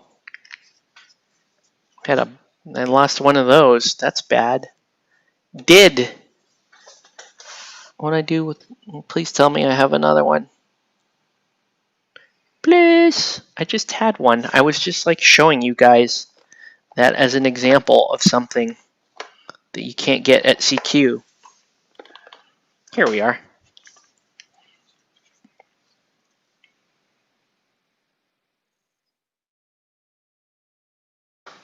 All right.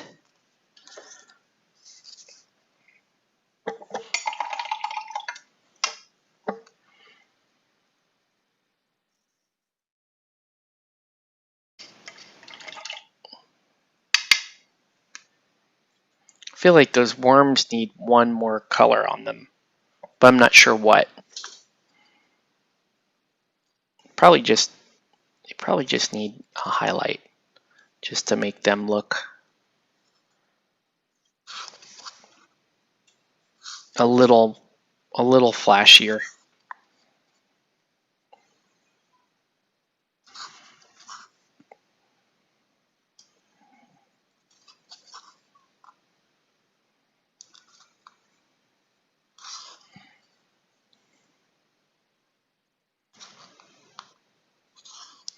All right. Yeah, that would be pretty funny. What are you guys doing? Impromptu Batman tournament? We could... I don't know if I could stay there for 3 games, but we could try. We could try. One can dream. Hold on.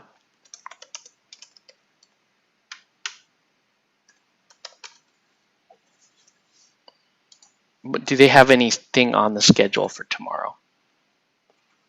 Tomorrow is the 26th. Shark Week. See? Wide open, man. We get 2 more players. 2 more players if we could have an impromptu. It'd be pretty awesome.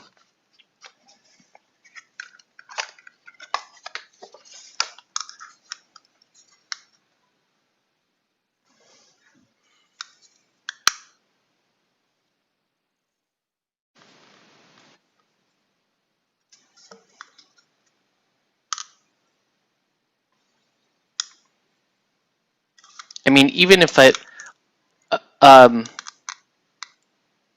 Sean, what time are you planning on being at CQ tomorrow? Because let's say I can't be free until 1 o'clock or whatever. What I could do is I could drive to stop by CQ around 11, just drop off my table with you and Chris, and then do what I need to do, come back around 1, and then I'm ready for a game. Might be able to do that. Or maybe I am available at 11. I'm not 100% sure yet.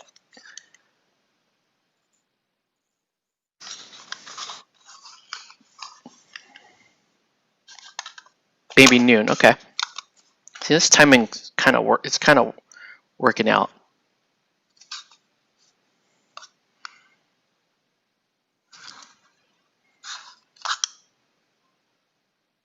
Other option is we could meet at CQ around noon. Do you like Batman more than Malifaux 3rd Edition? That's a tough one, Kevin. I'm not sure. If I'm being honest with you, I don't know. It's a toss-up right now. The main advantage to Batman is that it's a faster game. Malifaux, the main advantage to Malifaux is I feel like the painting is much better.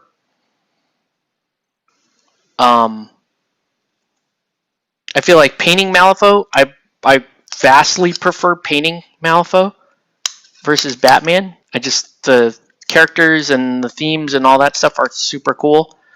But to actually put together a game of Malifaux is a lot more laborious for me than it is for Batman. Which is weird, because they're not. The games, they're not that different. They're not that different. The main difference is how you resolve combat, which is night and day difference, right? Malifaux, it's the best feature of the Malifaux game is the opposed duel, which is awesome. It gives you like crazy amounts of control and all kinds of cool stuff can happen, and I get that and I love that about the game. But I also do not. I'm also like, over time that does like that just wears me down a bit. Whereas Batman, things move a lot faster, and also with Batman, the way your objective deck works is, in my opinion, better than the Malifaux scheme system. That's just my opinion. I do think, as I do like Malifaux schemes, and it's kind of cool how you get the pool of schemes and then you pick the ones that you want. I like that, but I feel like with Batman, it's like you play an objective until you score it. You play for another objective until you score it. You don't like your objective, you cycle through your deck. You spend a resource, you go to another objective. I love that about Batman. Right. Malifaux is a much more measured approach. It's like, okay, here's my scheme pool, here's my strategy, and now I'm going to build my crew. I'm going to build my crew specifically to do all that stuff. Like, that's super fun and valuable, but like sometimes I don't want that mental exercise, if that makes sense. Sometimes it's like I want a little bit more random. I'm willing to accept a little bit more randomness so that I can have a game that's going to flow a little faster. It's just gonna feel more energetic than Malifaux does. I still miss Malifaux. Don't get me wrong. I still want to play Malifaux. I still really love my Colette crew, and I want to paint more of it for sure. But right now, I would say I have the Batman bug, so I'm like wanting to consume more Batman content. So it doesn't, I'm not going to stop playing Malifaux.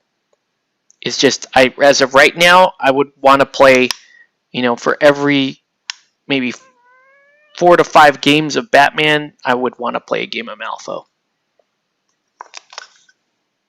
Over time, we'll see what happens, though, right? You play enough. I think, just like with all these games, you play them to a certain point, and it's possible to get burned out on those games and be like, okay, I think I've kind of hit my limit here on Batman. That might happen. All right, let's do. So with those guys all just about wrapping up, I'm gonna start these. Let's at least get. Let's do what I call like the precursor skin, which may or may not actually be part of the skin formula. And I'll explain it here as we go. Let me just find my skin color first.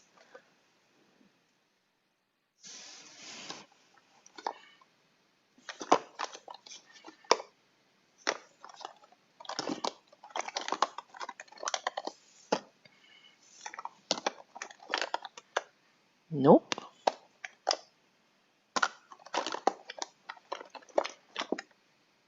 Nope. I'm gonna find my Guilliman flesh.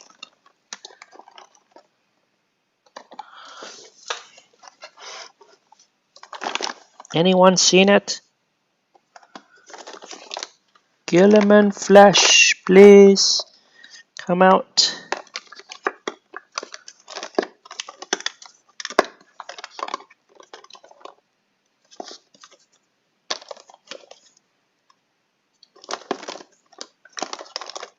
What's this?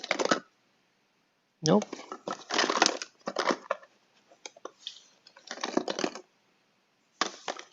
All kinds of colors in here. No Guilliman flesh yet. Nope.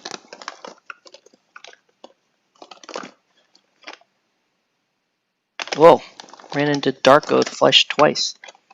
There's Fire Slayer flesh.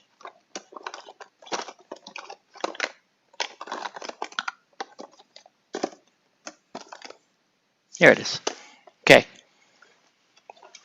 I'm not sure you can compare Batman to Aristea, other than maybe the deck building. Yeah, I wouldn't. I don't think you can compare. I don't think you can compare Batman to Aristea. Aristea is a very different feeling game.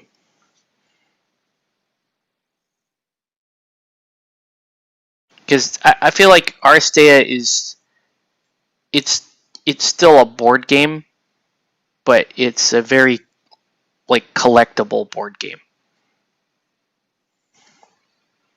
right? Because you're not collecting a faction. You're just like, oh, I like this model. Either I like the rules, or I like the sculpt, or I like both.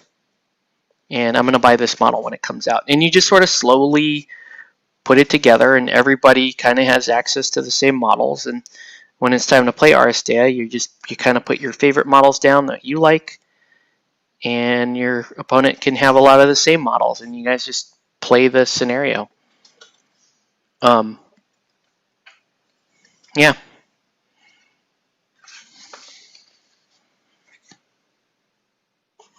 All right. So this layer goes down of contrast, but sometimes I just replace the entire thing with my standard skin layering technique. It just depends on, like, I put it down and then decide, like, how satisfied am I with that particular finish, right? And if I'm fairly satisfied with it, then the only thing I might do would be, just do a highlight here or there. If I don't like it at all, I just start over. And all this did was give me basically a roadmap for how I'm going to approach that skin.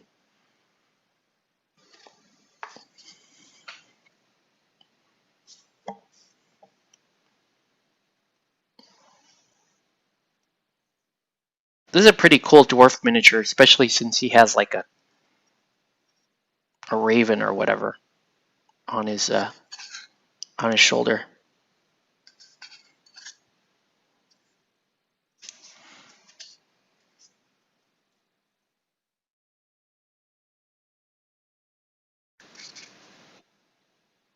Did I just paint?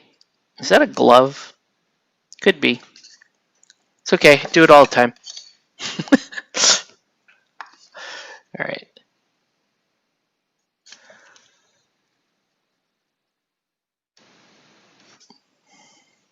But yes, impromptu Batman tomorrow. I'm pretty stoked.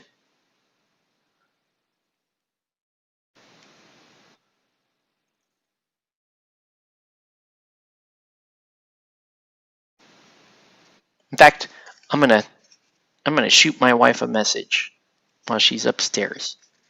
Tell her I am playing some Batman tomorrow. Haha!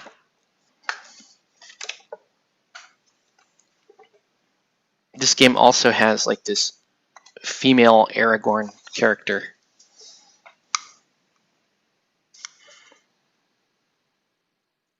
We'll call her Marigorn.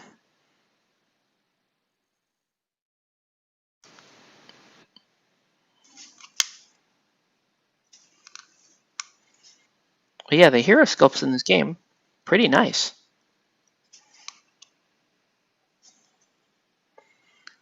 Do we have cards? I have generic decks, and I have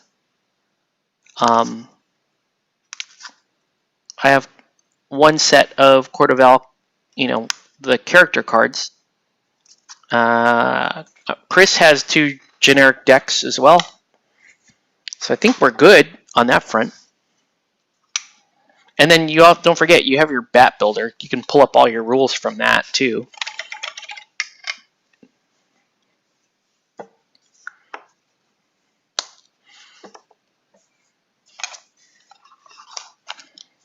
Yeah, this just needs a little.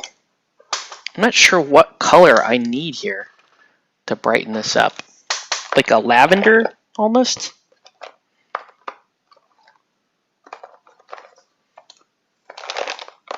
Like lavender's a little muted.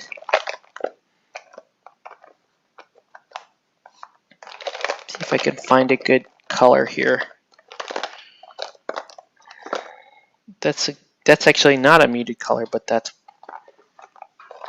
too much red in it. Yeah. Yeah, you can, I mean, that's what I end up doing a lot anyways, is referencing all the rules on your phone. Just because that thing is so nice. Like when you pull up the weapons, you can look up all the weapon traits and it explains it right there. Super nice. If that app tracked damage, that would just be amazing.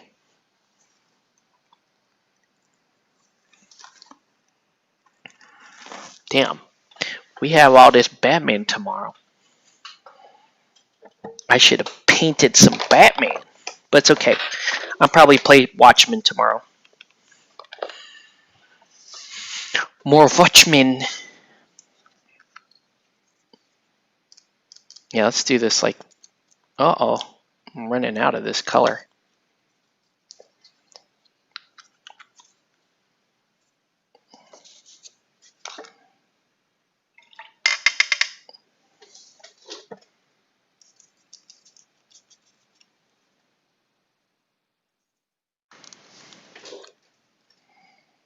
How do you apply this without overdoing it?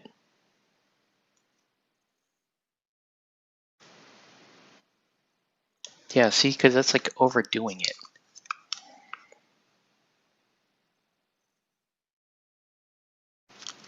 I think I have to dry brush this on.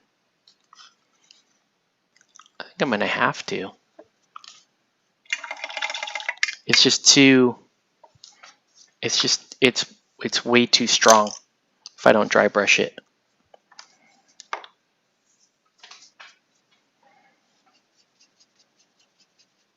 Okay, because I just want to lightly get this highlight on there. Okay, let's dry brush it. Riddler seems a little more complex without knowing all the little rules. Probably. I mean, I know, like, I just lost sight of a bunch of rules the other day when I played my Watchmen.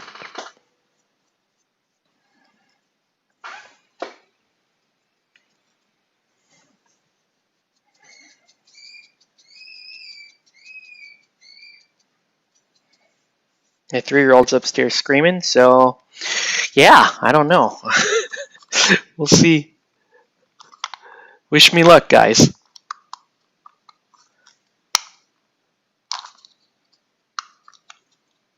My hope is that he... Actually, I could hope that he stays up so late tonight that he doesn't wake up till late morning, and then, you know, Mom is probably okay in that scenario. Let me see.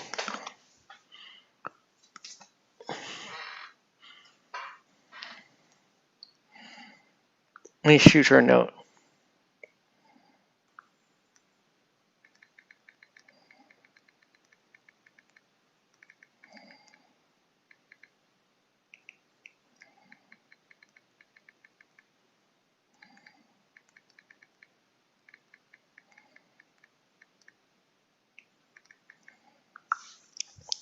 There, shot her a little note. Does something with the riddle cards we all know. His crew looks like they deny markers effectively. That's rough. That's a strong mechanic. You can deny scheme markers.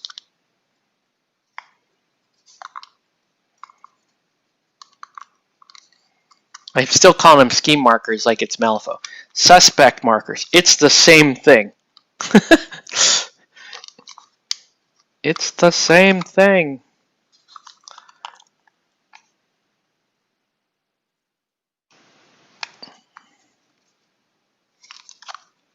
It'll make sense, Matt. It'll make a lot of sense once you start playing it. Like I said, it feels kind of like Malifaux. So you should pick it up pretty quick.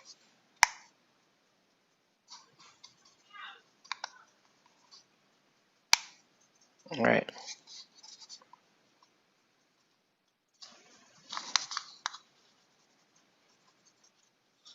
Get a little more purplish tinge on the worm here.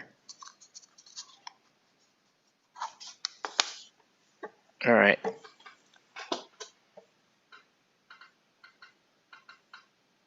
Oh, nice. Talon's done. Sweet.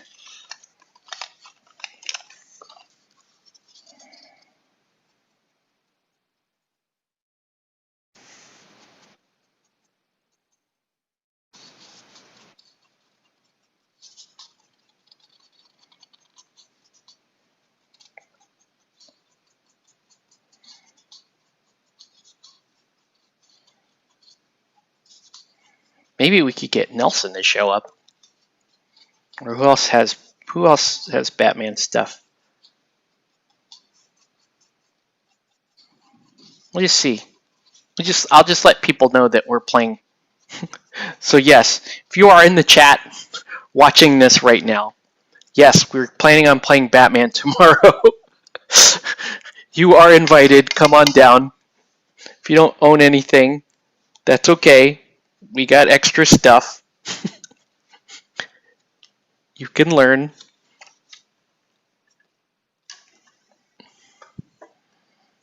Yeah, these things, I mean, they're cool. They just didn't look like they're...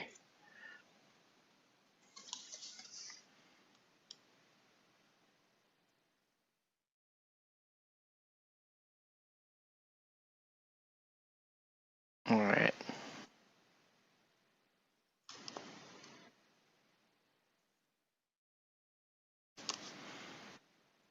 Let's get them Teefs in.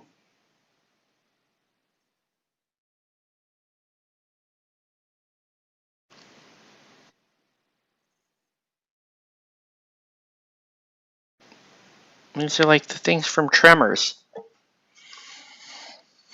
Now you're going to get Strix. Sweet. Or as I like to call her, MVP. MVP. Strix is so amazing.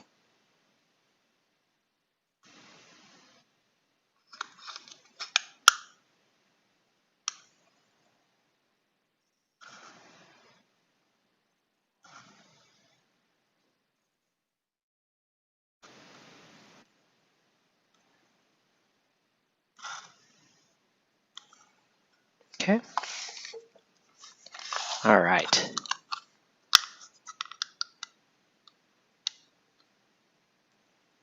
Yeah.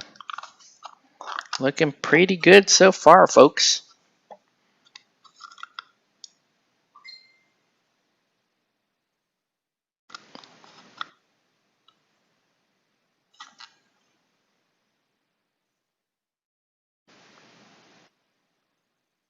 Okay.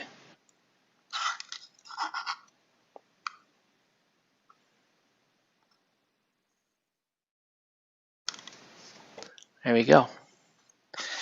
All right. So they're looking pretty good.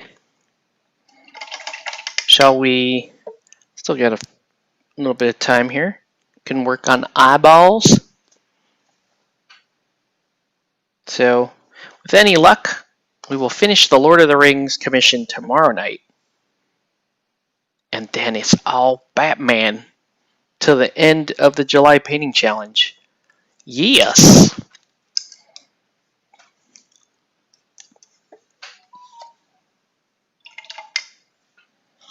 I think that was that could have been my wife.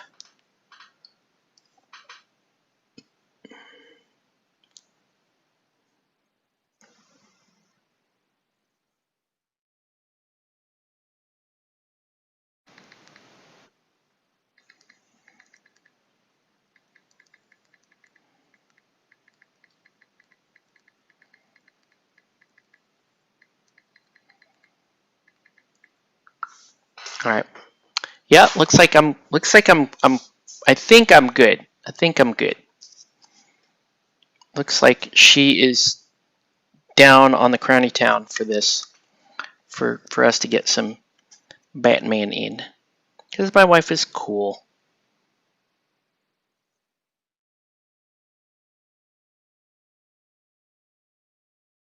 But she will, at some point, she will want us to play here. Just because that makes it a little bit easier for her. Like if I have to help out with babies and whatnot.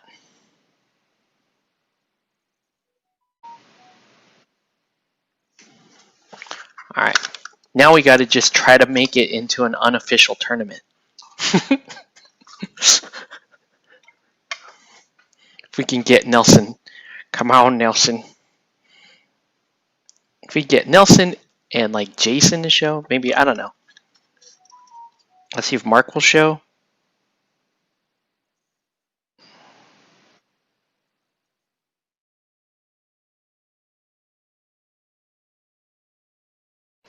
Teeny tiny little eyeballs. These eyeballs are nothing compared to Night Model's eyeballs, which are stupidly small. And then you look at the box art, and some Spaniard has different colored pupils in, and like it looks exactly like the actor and all this. And you're super sad because that'll never be you. Your stuff will just not be that good. Hey, what's up, Dicey? Good morning, dude.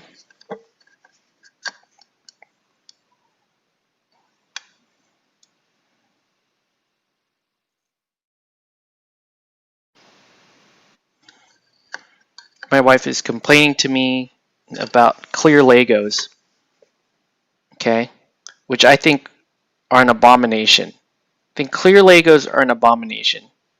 Giving your toddlers clear Legos is just suicide, okay?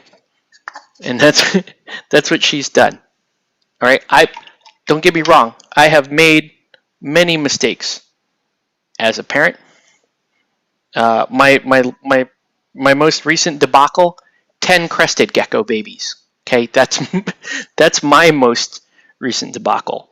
So I'm not one to talk here, but yes, clear Legos in the hands of children is it's like handing them like knives and ninja throwing stars to leave all over the floor, but like invisible ninja throwing stars. Do they night minis paint on upscale minis? I don't know what that. I don't understand that question, Dicey. They are very upscale. The minis are very high quality.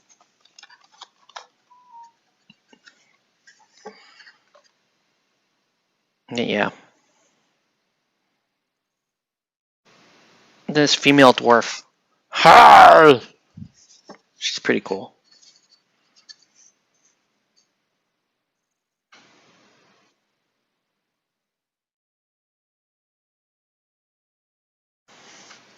Alright. We're just going to paint eyes. Mini Caltrop. Yes. That's absolutely right, Sean. We're just going to paint eyes here because we got time. I'm just going to chill and paint some eyes. Like a bunch of psychos. Painting eyes on stream. Very frustrating. Not the best idea I've had. But whatever. You do it enough times, you're cool.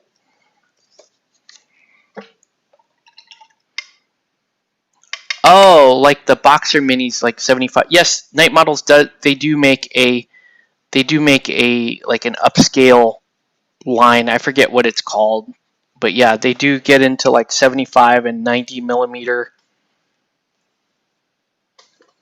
I don't know what they call it.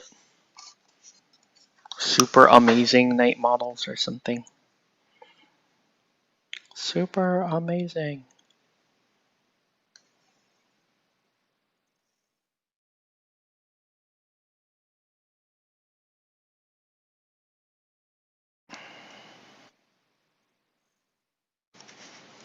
Ah.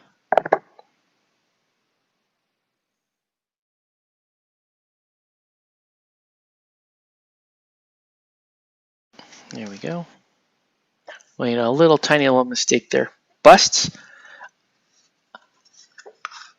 They make, I don't know that they make busts. They probably do. But I know they make, I remember they had a big old, like, 90 millimeter Robin at one point at CQ.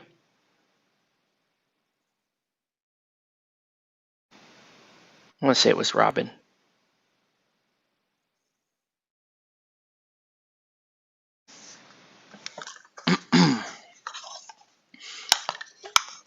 How does Arwen have teeny tiny eyes?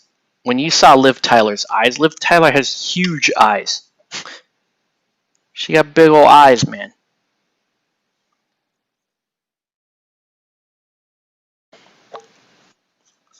They used to. Yeah, did they call it Night Models Collection or something?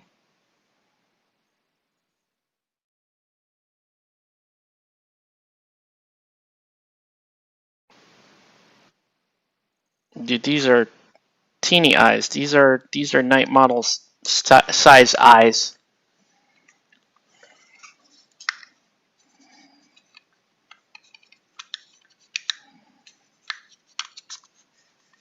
Ah. Ah. It's so teeny. I'm trying to figure out the easiest, the most comfortable way to hold this. So you could paint the teeny tiny little eyeball. Here we go.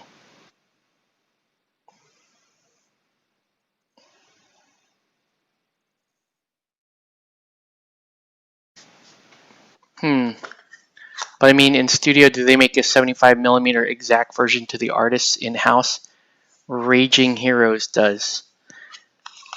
I still don't quite understand what that question is. I'm sorry. Exact version to the artists in-house. I don't know what that means.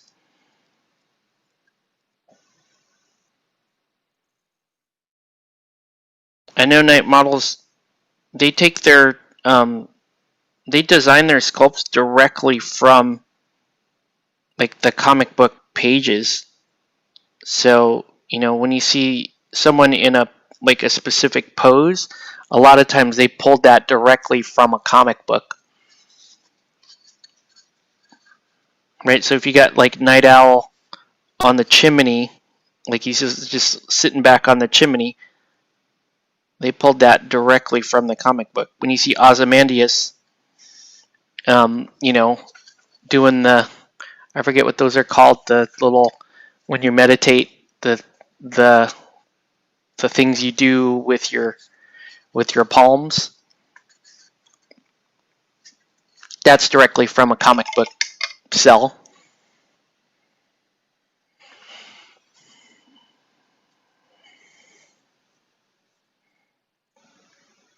Look at this female dwarf.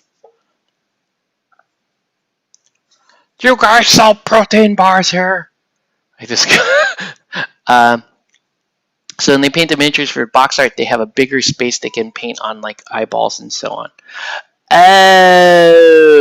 Oh. So you're asking, yeah, like the master that they do for the box art, is it actually a larger scale?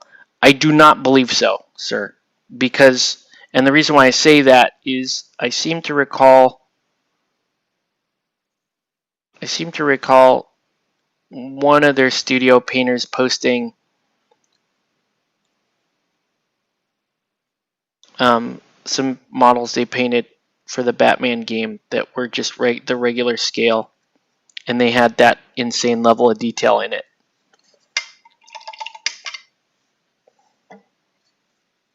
So yeah, I think what you're asking, Dicey, is right. They essentially make a bigger master model, and so it's like, here, you know, studio painter, you get the big ol' master the master sculpt that you could make look all nice and wonderful and totally unattainable for the rest of us mortals. And the rest of us mortals get the sad times. Yeah. Well, yeah, dude. It's the Spanish painters are just crazy. They're just so crazy talented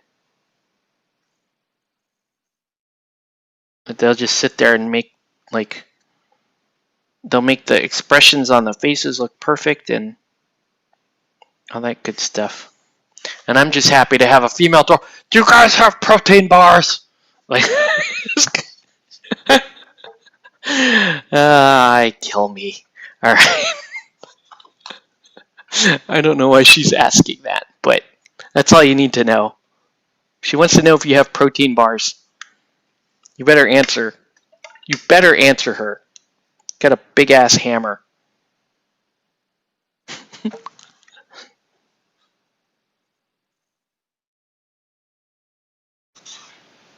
All right. And then the worst part about painting eyeballs on stream, dotting the eyeballs on stream. The worst part.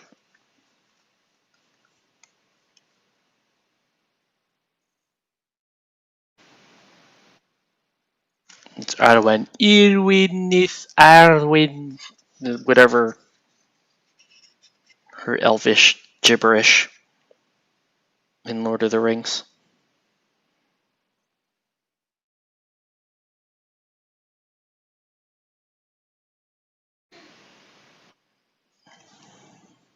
That scene where, no, that's not too bad. That scene that has Elrond there trying to heal Frodo, and he's just sort of mumbling, and the screen is sort of fading in and out, and I'm thinking like, Mr. Anderson.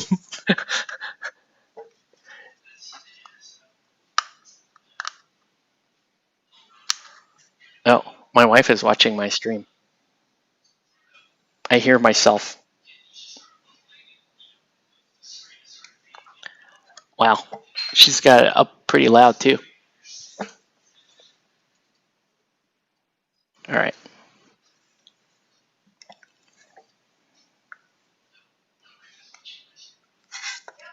So everybody say only nice things, because did I's last stream. I think nobody saw what I did, but it came out good. Not Spanish master level good. I'm telling you, those damn Spaniards.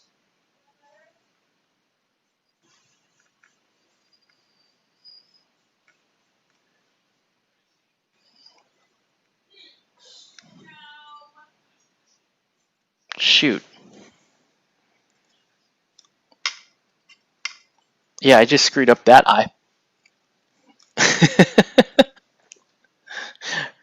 We're being surveilled. Yeah, no worries. All good. What's up, babe? I know you're lurking.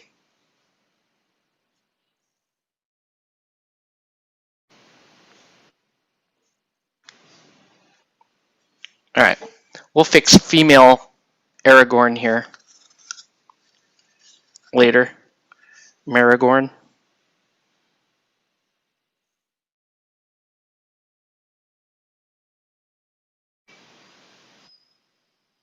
All right.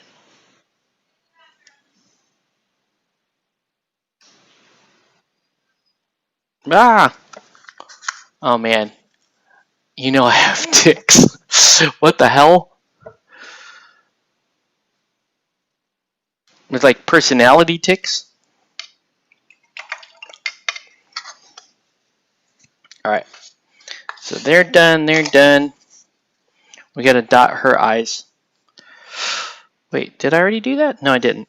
Do you have protein bars? She comes. Here she comes. Maybe it's the kids who want to watch Daddy paint. Nah, when the kids want to watch Daddy paint, they just barge in here. They don't care.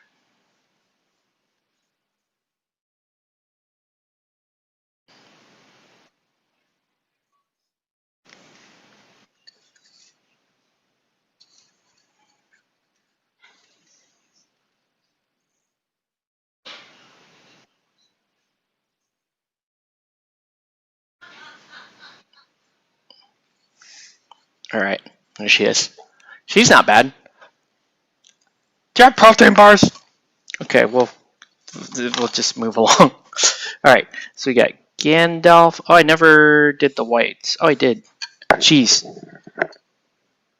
You can barely see his eyes at all. You might be wondering, well, why? If you can barely see his eyes at all, why do you paint his eyes? Because then he'll have no soul if I don't paint his eyes in. There, Gandalf. He actually has the best eyes, and you can't see them. His came out the best, and you can't see them. This guy, I never even painted his whites. Skeleton Horde contrast paint is a great brown ink, methinks. Yes. It's pretty good. Skeleton Horde is a super versatile contrast paint. You can use it for a lot of things.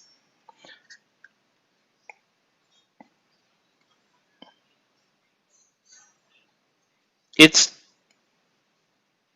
one of the best in the the brown family of the contrast paints, that's for sure. There he is. My cousin Balin, give us a royal welcome.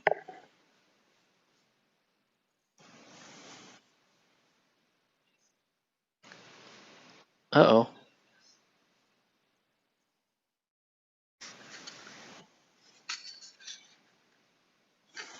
All right.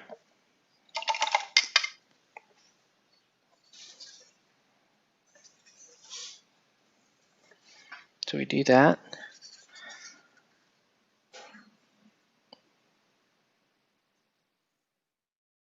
All right, so the ones I screwed up on, did I have to clean? Well, they're no longer going to use contrast paints as the main, because I have to go through and clean up around the eyes. And then there we go. Right? So now I can do, what time is it? Yeah, we're doing okay. I can at least show you the start, like the starting phase of skin if we're gonna do skin. And for that, I need to find this really weird color. Not that one. Dang it. Well, I can actually use, I need to do this for lips anyway. that worked.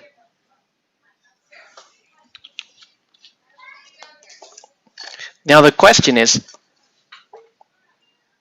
does she get pink lips the way a lot of the other characters do? Let's do it. Let's do it and see if it looks weird. Do you have protein bars?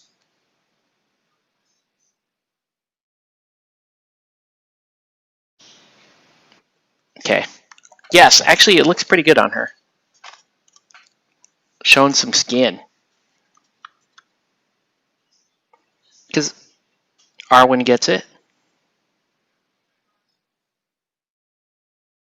Okay. And then faker female Aragorn.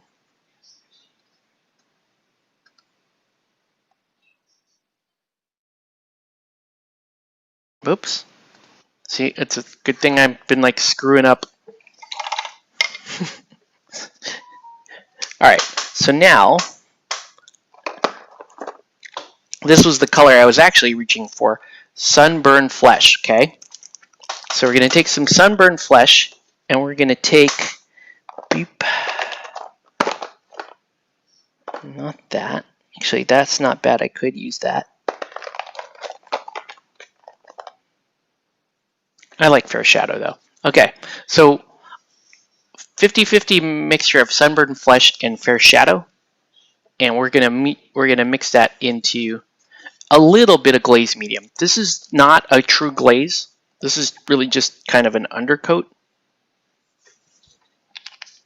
that's gonna go down. it's still going to go down super thin.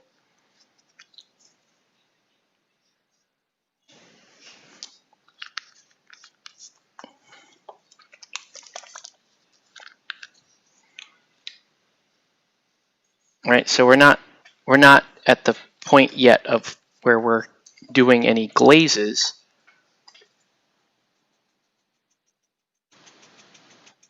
I'm trying to get this to the right hue. So this is going to look a little ruddy, and that's by design. We want this to look a little bit ruddy. Okay, well, it's got to be fairly opaque because we're cleaning up mistakes on the face. Right, so that part there where I overshot the eyeballs, it's going to go specifically in there.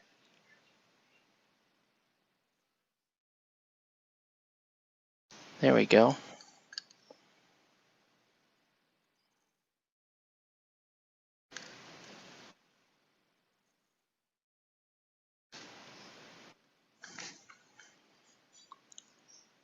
Her face has really great character. Why not paint? Why not Girly Man flesh? I just did actually, Dicey. I do that first. I'm actually, what I'm painting over is Girly Man flesh.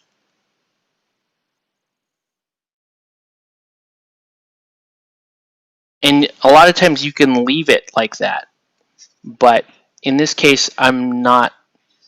I'm gonna do a regular layer up from it.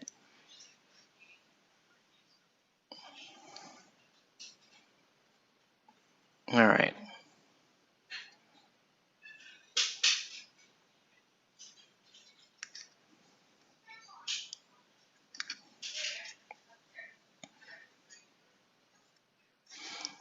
But you can see it's going to take several layers to get this skin up to par. But when you get there, it's going to look pretty cool.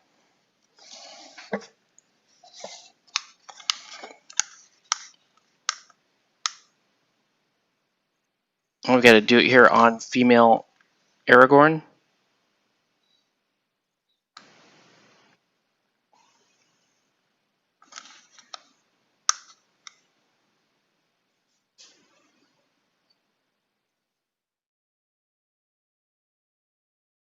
Just got to make sure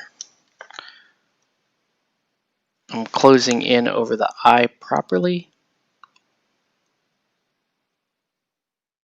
Right, because I'm just going to shape those eyes as I'm adding layers of skin. Right? They're tiny little, just teeny tiny little eyeballs.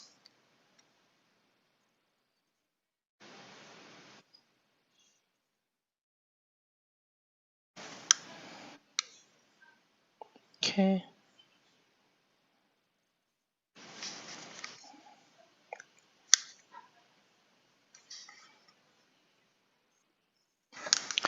Any questions, comments, or threats while we're doing this?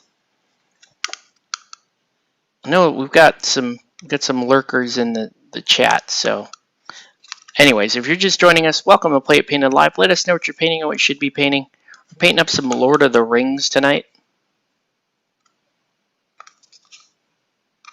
And this is the Shadow Paths expansion or something like that.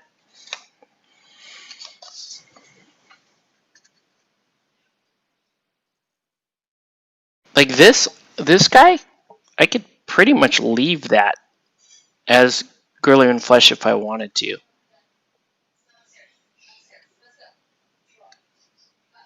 But I want to, sometimes it's just fun to just paint this kind. I love painting, I love blending up skin. It's my favorite, it's actually my favorite thing to paint on miniatures. I just like doing it. Sometimes your Girly and Flesh or whatever just works perfectly. Other times you have to do this. That's a glove, dude. This is the, wait. Wait. Yeah.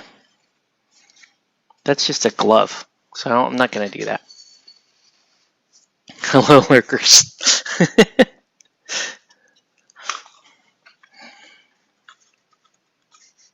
that's that's already looking pretty good, but again, I'm still going to do this because I want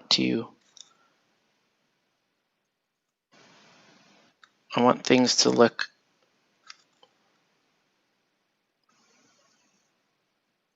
I want the skin to look really really deep and layered, right? Guilliman Flesh does an awesome job a lot of the times, but on these I want them. I want to be able to kind of layer up that flesh.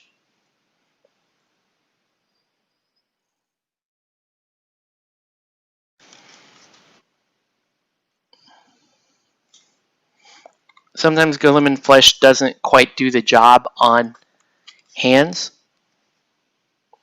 Oh, it's almost 9 o'clock. What'd you have for breakfast, Dicey?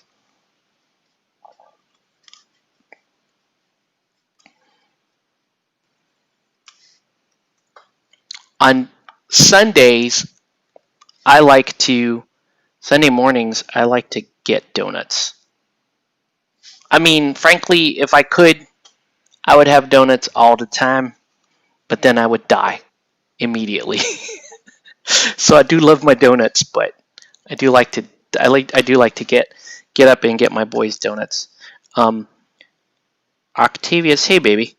Octavius is asking me to try to get him up early tomorrow because he wants to go. He may want to go with me. So I'm doubtful that he will actually get up. I already told him, like, I think I'm going to try to get up and you're going to want to go to sleep. Oh, thanks, babe. You cleaned the bathroom. How sweet. Thank you, darling. All right. Anyway, yeah. We'll see if Octavius wants to do anything in the morning. He talks a good game about wanting to get up early, but he does not like to be woken up.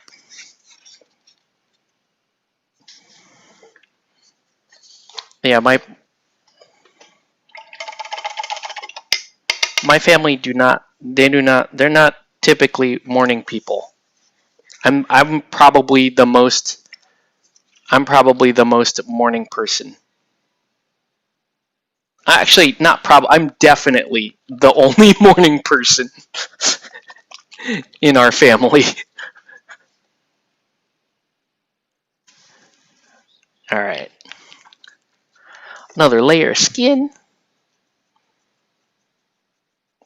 Like if I pushed on without layering up this Guilliman Flesh, I could have gone actually quite far on the heroes, but this is like the major work that you do on, on heroes is you make sure that all their skin and stuff looks good, because then it makes the rest of the painting the rest of the model a lot easier.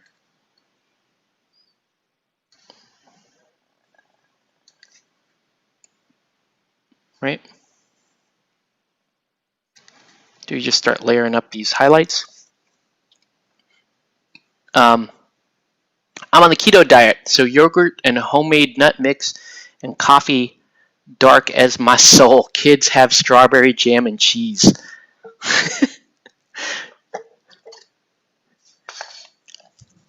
Black coffee. You're a zombie now. Kids have been up for 2 hours. My kids are night owls. They run the same hours roughly as my geckos. So they get up late, they play all night, and then it's kind of nice for me because in the morning, like I can get up and do a couple things in the morning. Sometimes I meditate in the morning, or I go get breakfast, that kind of thing. So it's kind of nice.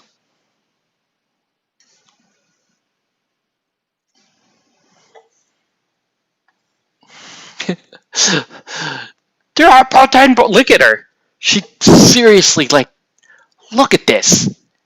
This lady is a tank. You couldn't knock her down. Look at her center of gravity. You could, if you knocked her down, she would just roll perfectly. You couldn't. Look at her hammer is about as tall as she is.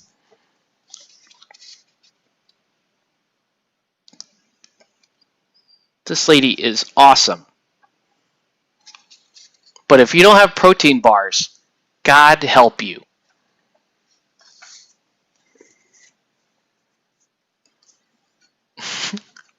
I put them to bed at 8 p.m. so you can make videos and paint minis. Yeah, dude. We're we like to try to prevent you from painting the people in your chat. Oh man, female Aragorn's eyes look terrible. No. No, female Aragorn. Her eyes are too small. These look like black dots now. Once you trim them down to their actual size, they look terrible.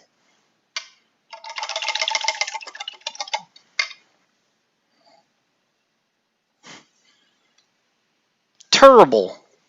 Alright, let's fix female Aragorn's eyes real quick, because that's not going to fly. They are super tiny.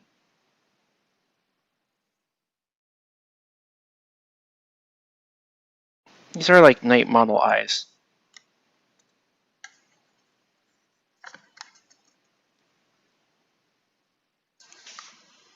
Yeah, let's try to make that. She's Anne from Arrested Development. They call her the Wall. Nice. All right.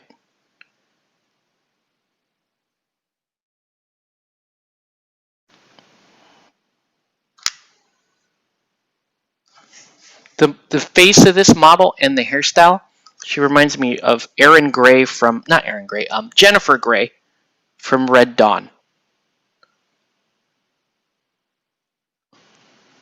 Definitely it's got like a Jennifer. Love you too, Dawn. Have a good night. All right. These minis are awesome. You need to watch Lord of the Rings for the umpteenth time. People in the chat navigate the discussion like guns while dotting I's on heart. That's the problem. That's the problem you face, Dicey. You have very opinionated fans. Well, I think part of the problem is you have you have very opinionated fans that like listening to you talk, and so just getting you to say things, with your accent is always interesting.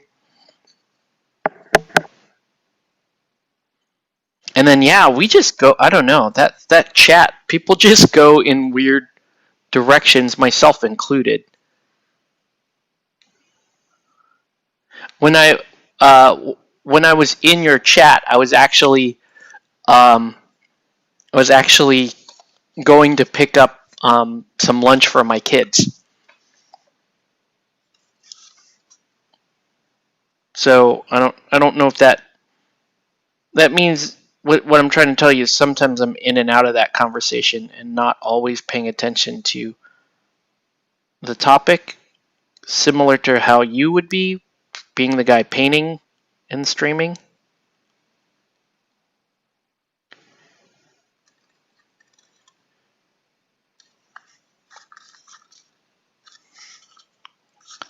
I totally forgot to paint Arwen's ear on that. It's a bad.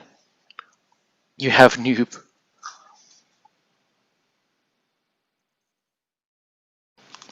All right.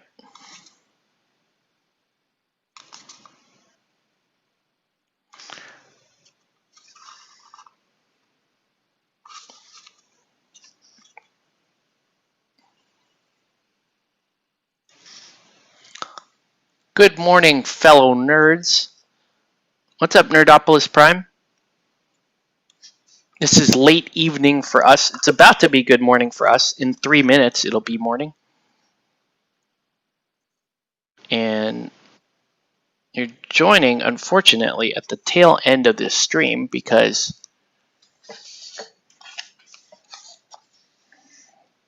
well, not necessarily the tail end. I still have to fix Jennifer Grey's eyes here.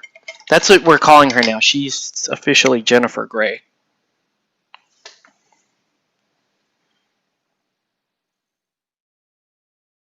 Ooh. That paint turned a little runny. You're not going to finish Strix before tomorrow? No worries, dude. As long as they're built, just throw them down. All good. Plus, I have my court, so you can always borrow if you're not comfortable fielding something.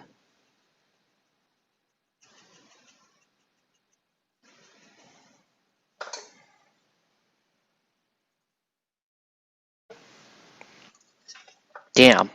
I don't know. What do you guys think of Doom Patrol? I kind of want it now. Son of a bitch. Kind of want that Doom Patrol. Son of a god. All right.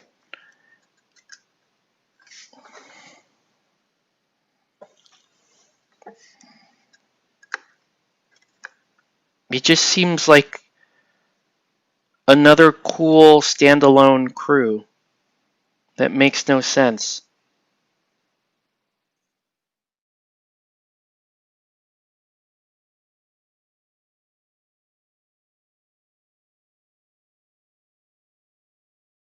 And it's a bat box, so that should be 350 points. Yes. Yes, sir, Nerdopolis. We are on Pacific time here.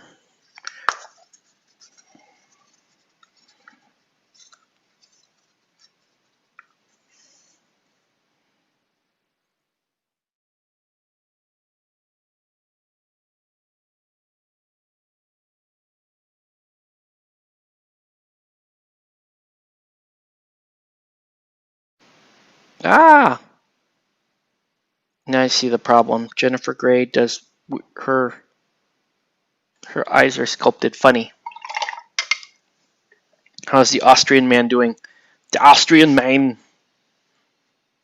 That's my shitty governor impersonation.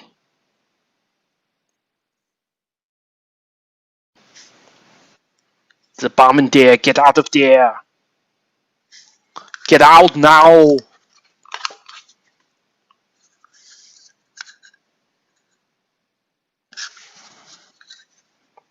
Man, we love the governor, though. Don't we? Don't we, locals? We love the governor. I love the governor. Can we get the governor back? Can we just get him reelected? I know he doesn't want it, but we could, like, say, look, dude, you owe us for that last shitty Terminator movie.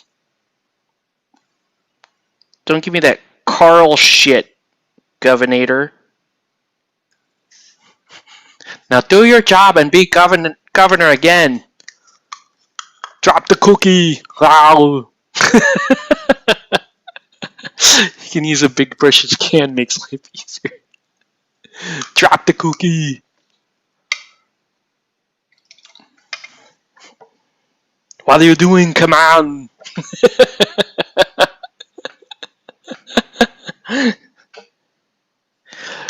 Yeah. Arnie could be president. Unfortunately, he is not. He actually cannot run for president because he is not a. You have to be a natural born. It's a weird rule, but you have to be a natural born U.S. citizen to be president.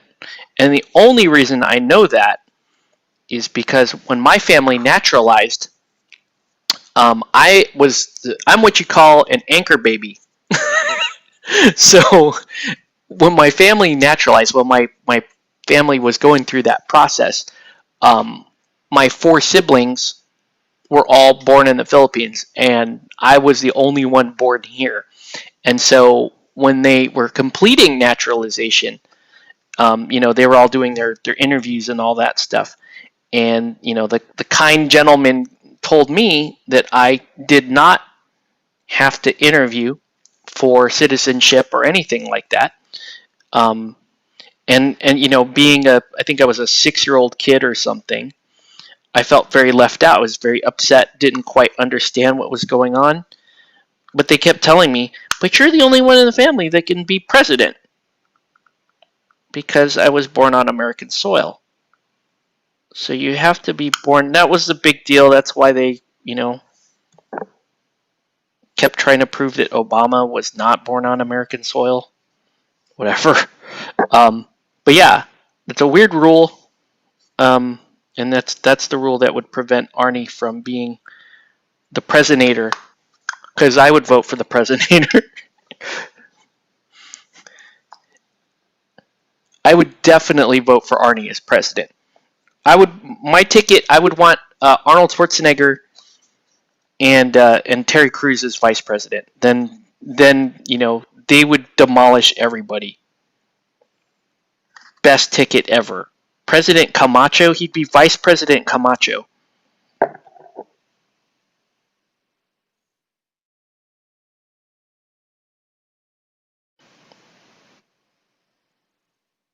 I really think that would fix a lot of problems in our country. I really do, because we're so divided right now. But I think people would get behind that, because think about it. Governor, he's by far the most popular Republican ever. Well, since Reagan at least, right? So you could get the Repub votes. And then Terry Crews is just popular, period. Kanye West. Yeah, that's I don't know. I don't think I know anybody willing to vote for Kanye.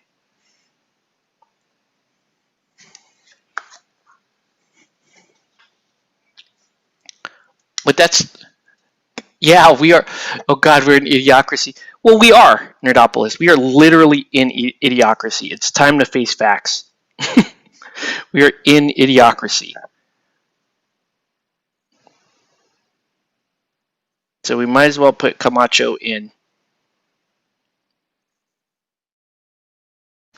I want him to read off the teleprompters, just like, shit. Hell no.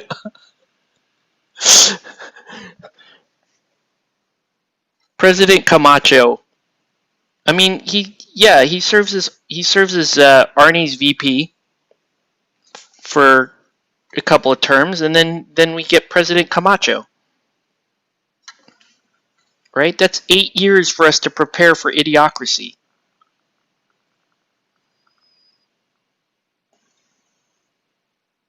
I mean, I look at idiocracy as pretty much a documentary at this point.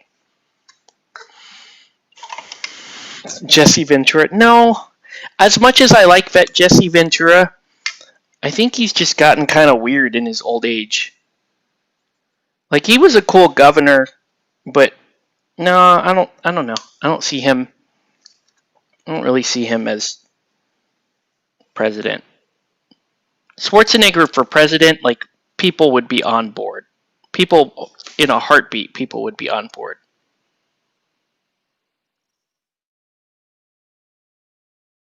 Because he like I said, he's a Republican. He would literally appeal to both sides simultaneously.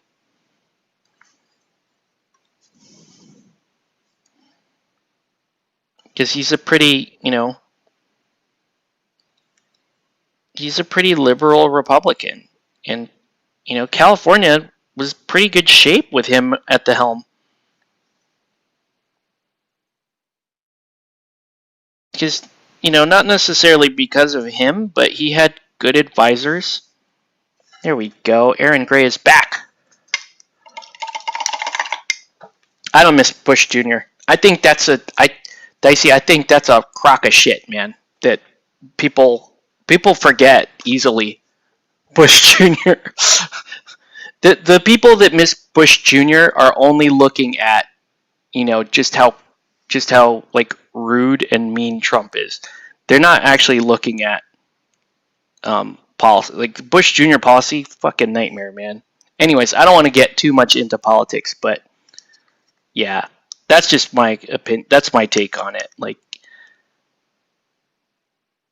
because Bush Jr. he was a very appealing person from a personality standpoint, right? He was the person that most people remarked like that they would want to have a beer with that guy. And so would I. I'd love to have a beer with Bush Jr. But for his administration with freaking Dick Cheney, holy shit, man! Dick Cheney, the most dangerous dude ever. But anyways, Dwayne Johnson would be able to. Yes, he would be. I don't know what kind of president he would be. I know everybody wants that, but I can't just go off of that. Like Schwarzenegger, the reason why I like him so much is because like I said, he's kind of proven. He's kind of proven in a sense. He was governor of California, and like I said, he's a Republican governor in a very, very blue state, and he and he thrived, right? Yeah, I mean, he had his scandals and whatnot. Don't get me wrong; they all do, but he was still very popular. Even even after he left office, he's still insanely popular now. Like I would love to see that guy in the freaking White House. I would be so down for that. But whatever, it's just me. Speaking of which, do you have protein bars? Now she's now she's Austrian. Do you have protein bars? I came here. I have my hammer. I punch you in the face. That's what I like to do, is good hammer in the face. In the morning, 14 times, I put it in your face. Then I go look for a protein bar.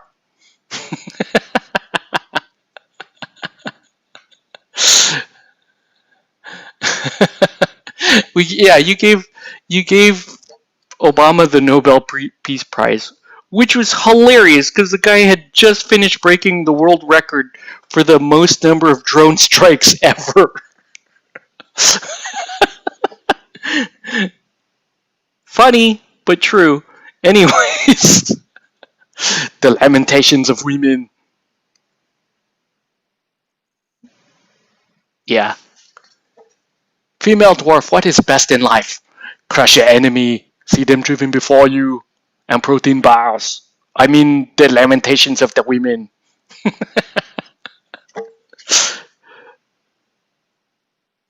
She is great. I don't know. Might keep her. She's kind of my favorite. Just kidding.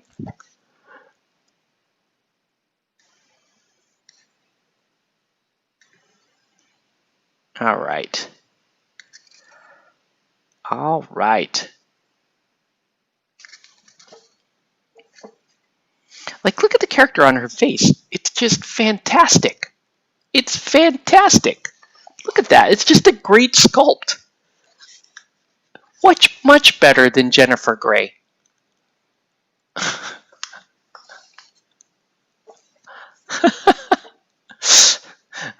Oh, the weird hand thing?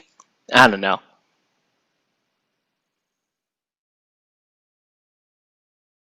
All right. Gandalf has normal hands. Just gripping his little staff here. Billo.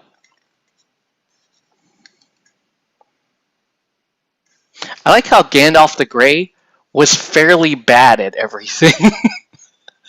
He couldn't solve the riddle without Frodo.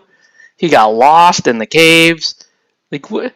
He didn't really, he couldn't figure out that Saruman was on the take. Like, Gandalf the Grey was just kind of a lazy, weed-smoking dude. He didn't really do a whole lot until he died. Then he became dope. Right? He didn't... I like Gandalf the Grey a lot better than Gandalf the White, because Gandalf the White is a little fanboy, but Gandalf the Grey is he's just kind of a shit wizard. Likes to hang out with halflings, just smoke weed all day. Like, he goes down there and tells stories, launches some fireworks, wants to like impress all the halflings. But ultimately, he doesn't get a whole lot done compared to Gandalf the White.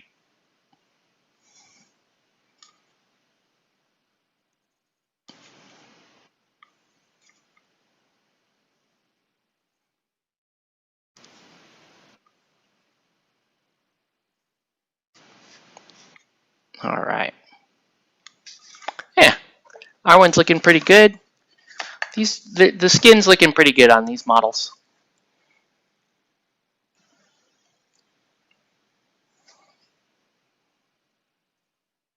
Yeah, they're looking pretty good. They'll be in good shape tomorrow when we try to finish them. So that's the plan, right? Tomorrow's feed, if I do a feed. Actually, whether or not I do a feed, I will be wrapping up these dudes so that they'll be good to go.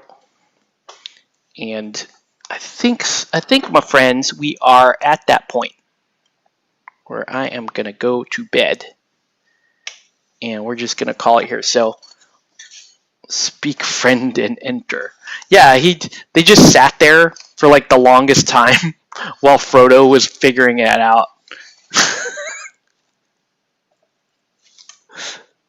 All right. So what did we do tonight? We did these like ghosty. We did these like ghosty fighty guys. I don't know what they're called, guys. They're just ghosty fighty guys. The ghosty fighty guys are done, and then we did some tremors, some like blah, blah, like those. We did those, and then we did we did that guy, and then we did a couple of trolls. See the trolls? We did those trolls, and then we did a Balrog. Right? Did Balrog. He's cool. He's a Balrog. He's like Bernie dude. All right, and then we started the heroes. So all in all, pretty good, productive paint stream. I didn't expect to go as long as I did, but hey, we were chilling, talking about Schwarzenegger cruise ticket. Telling you, that's going to save this country. We will unite behind President Camacho. It needs to happen. All right, guys. Have a good night. Thanks, everyone, for watching. And hey, locals, Batman. We're going to do Batman in T-minus 11-ish hours. All right? We're going to get to it. See you guys. Good night.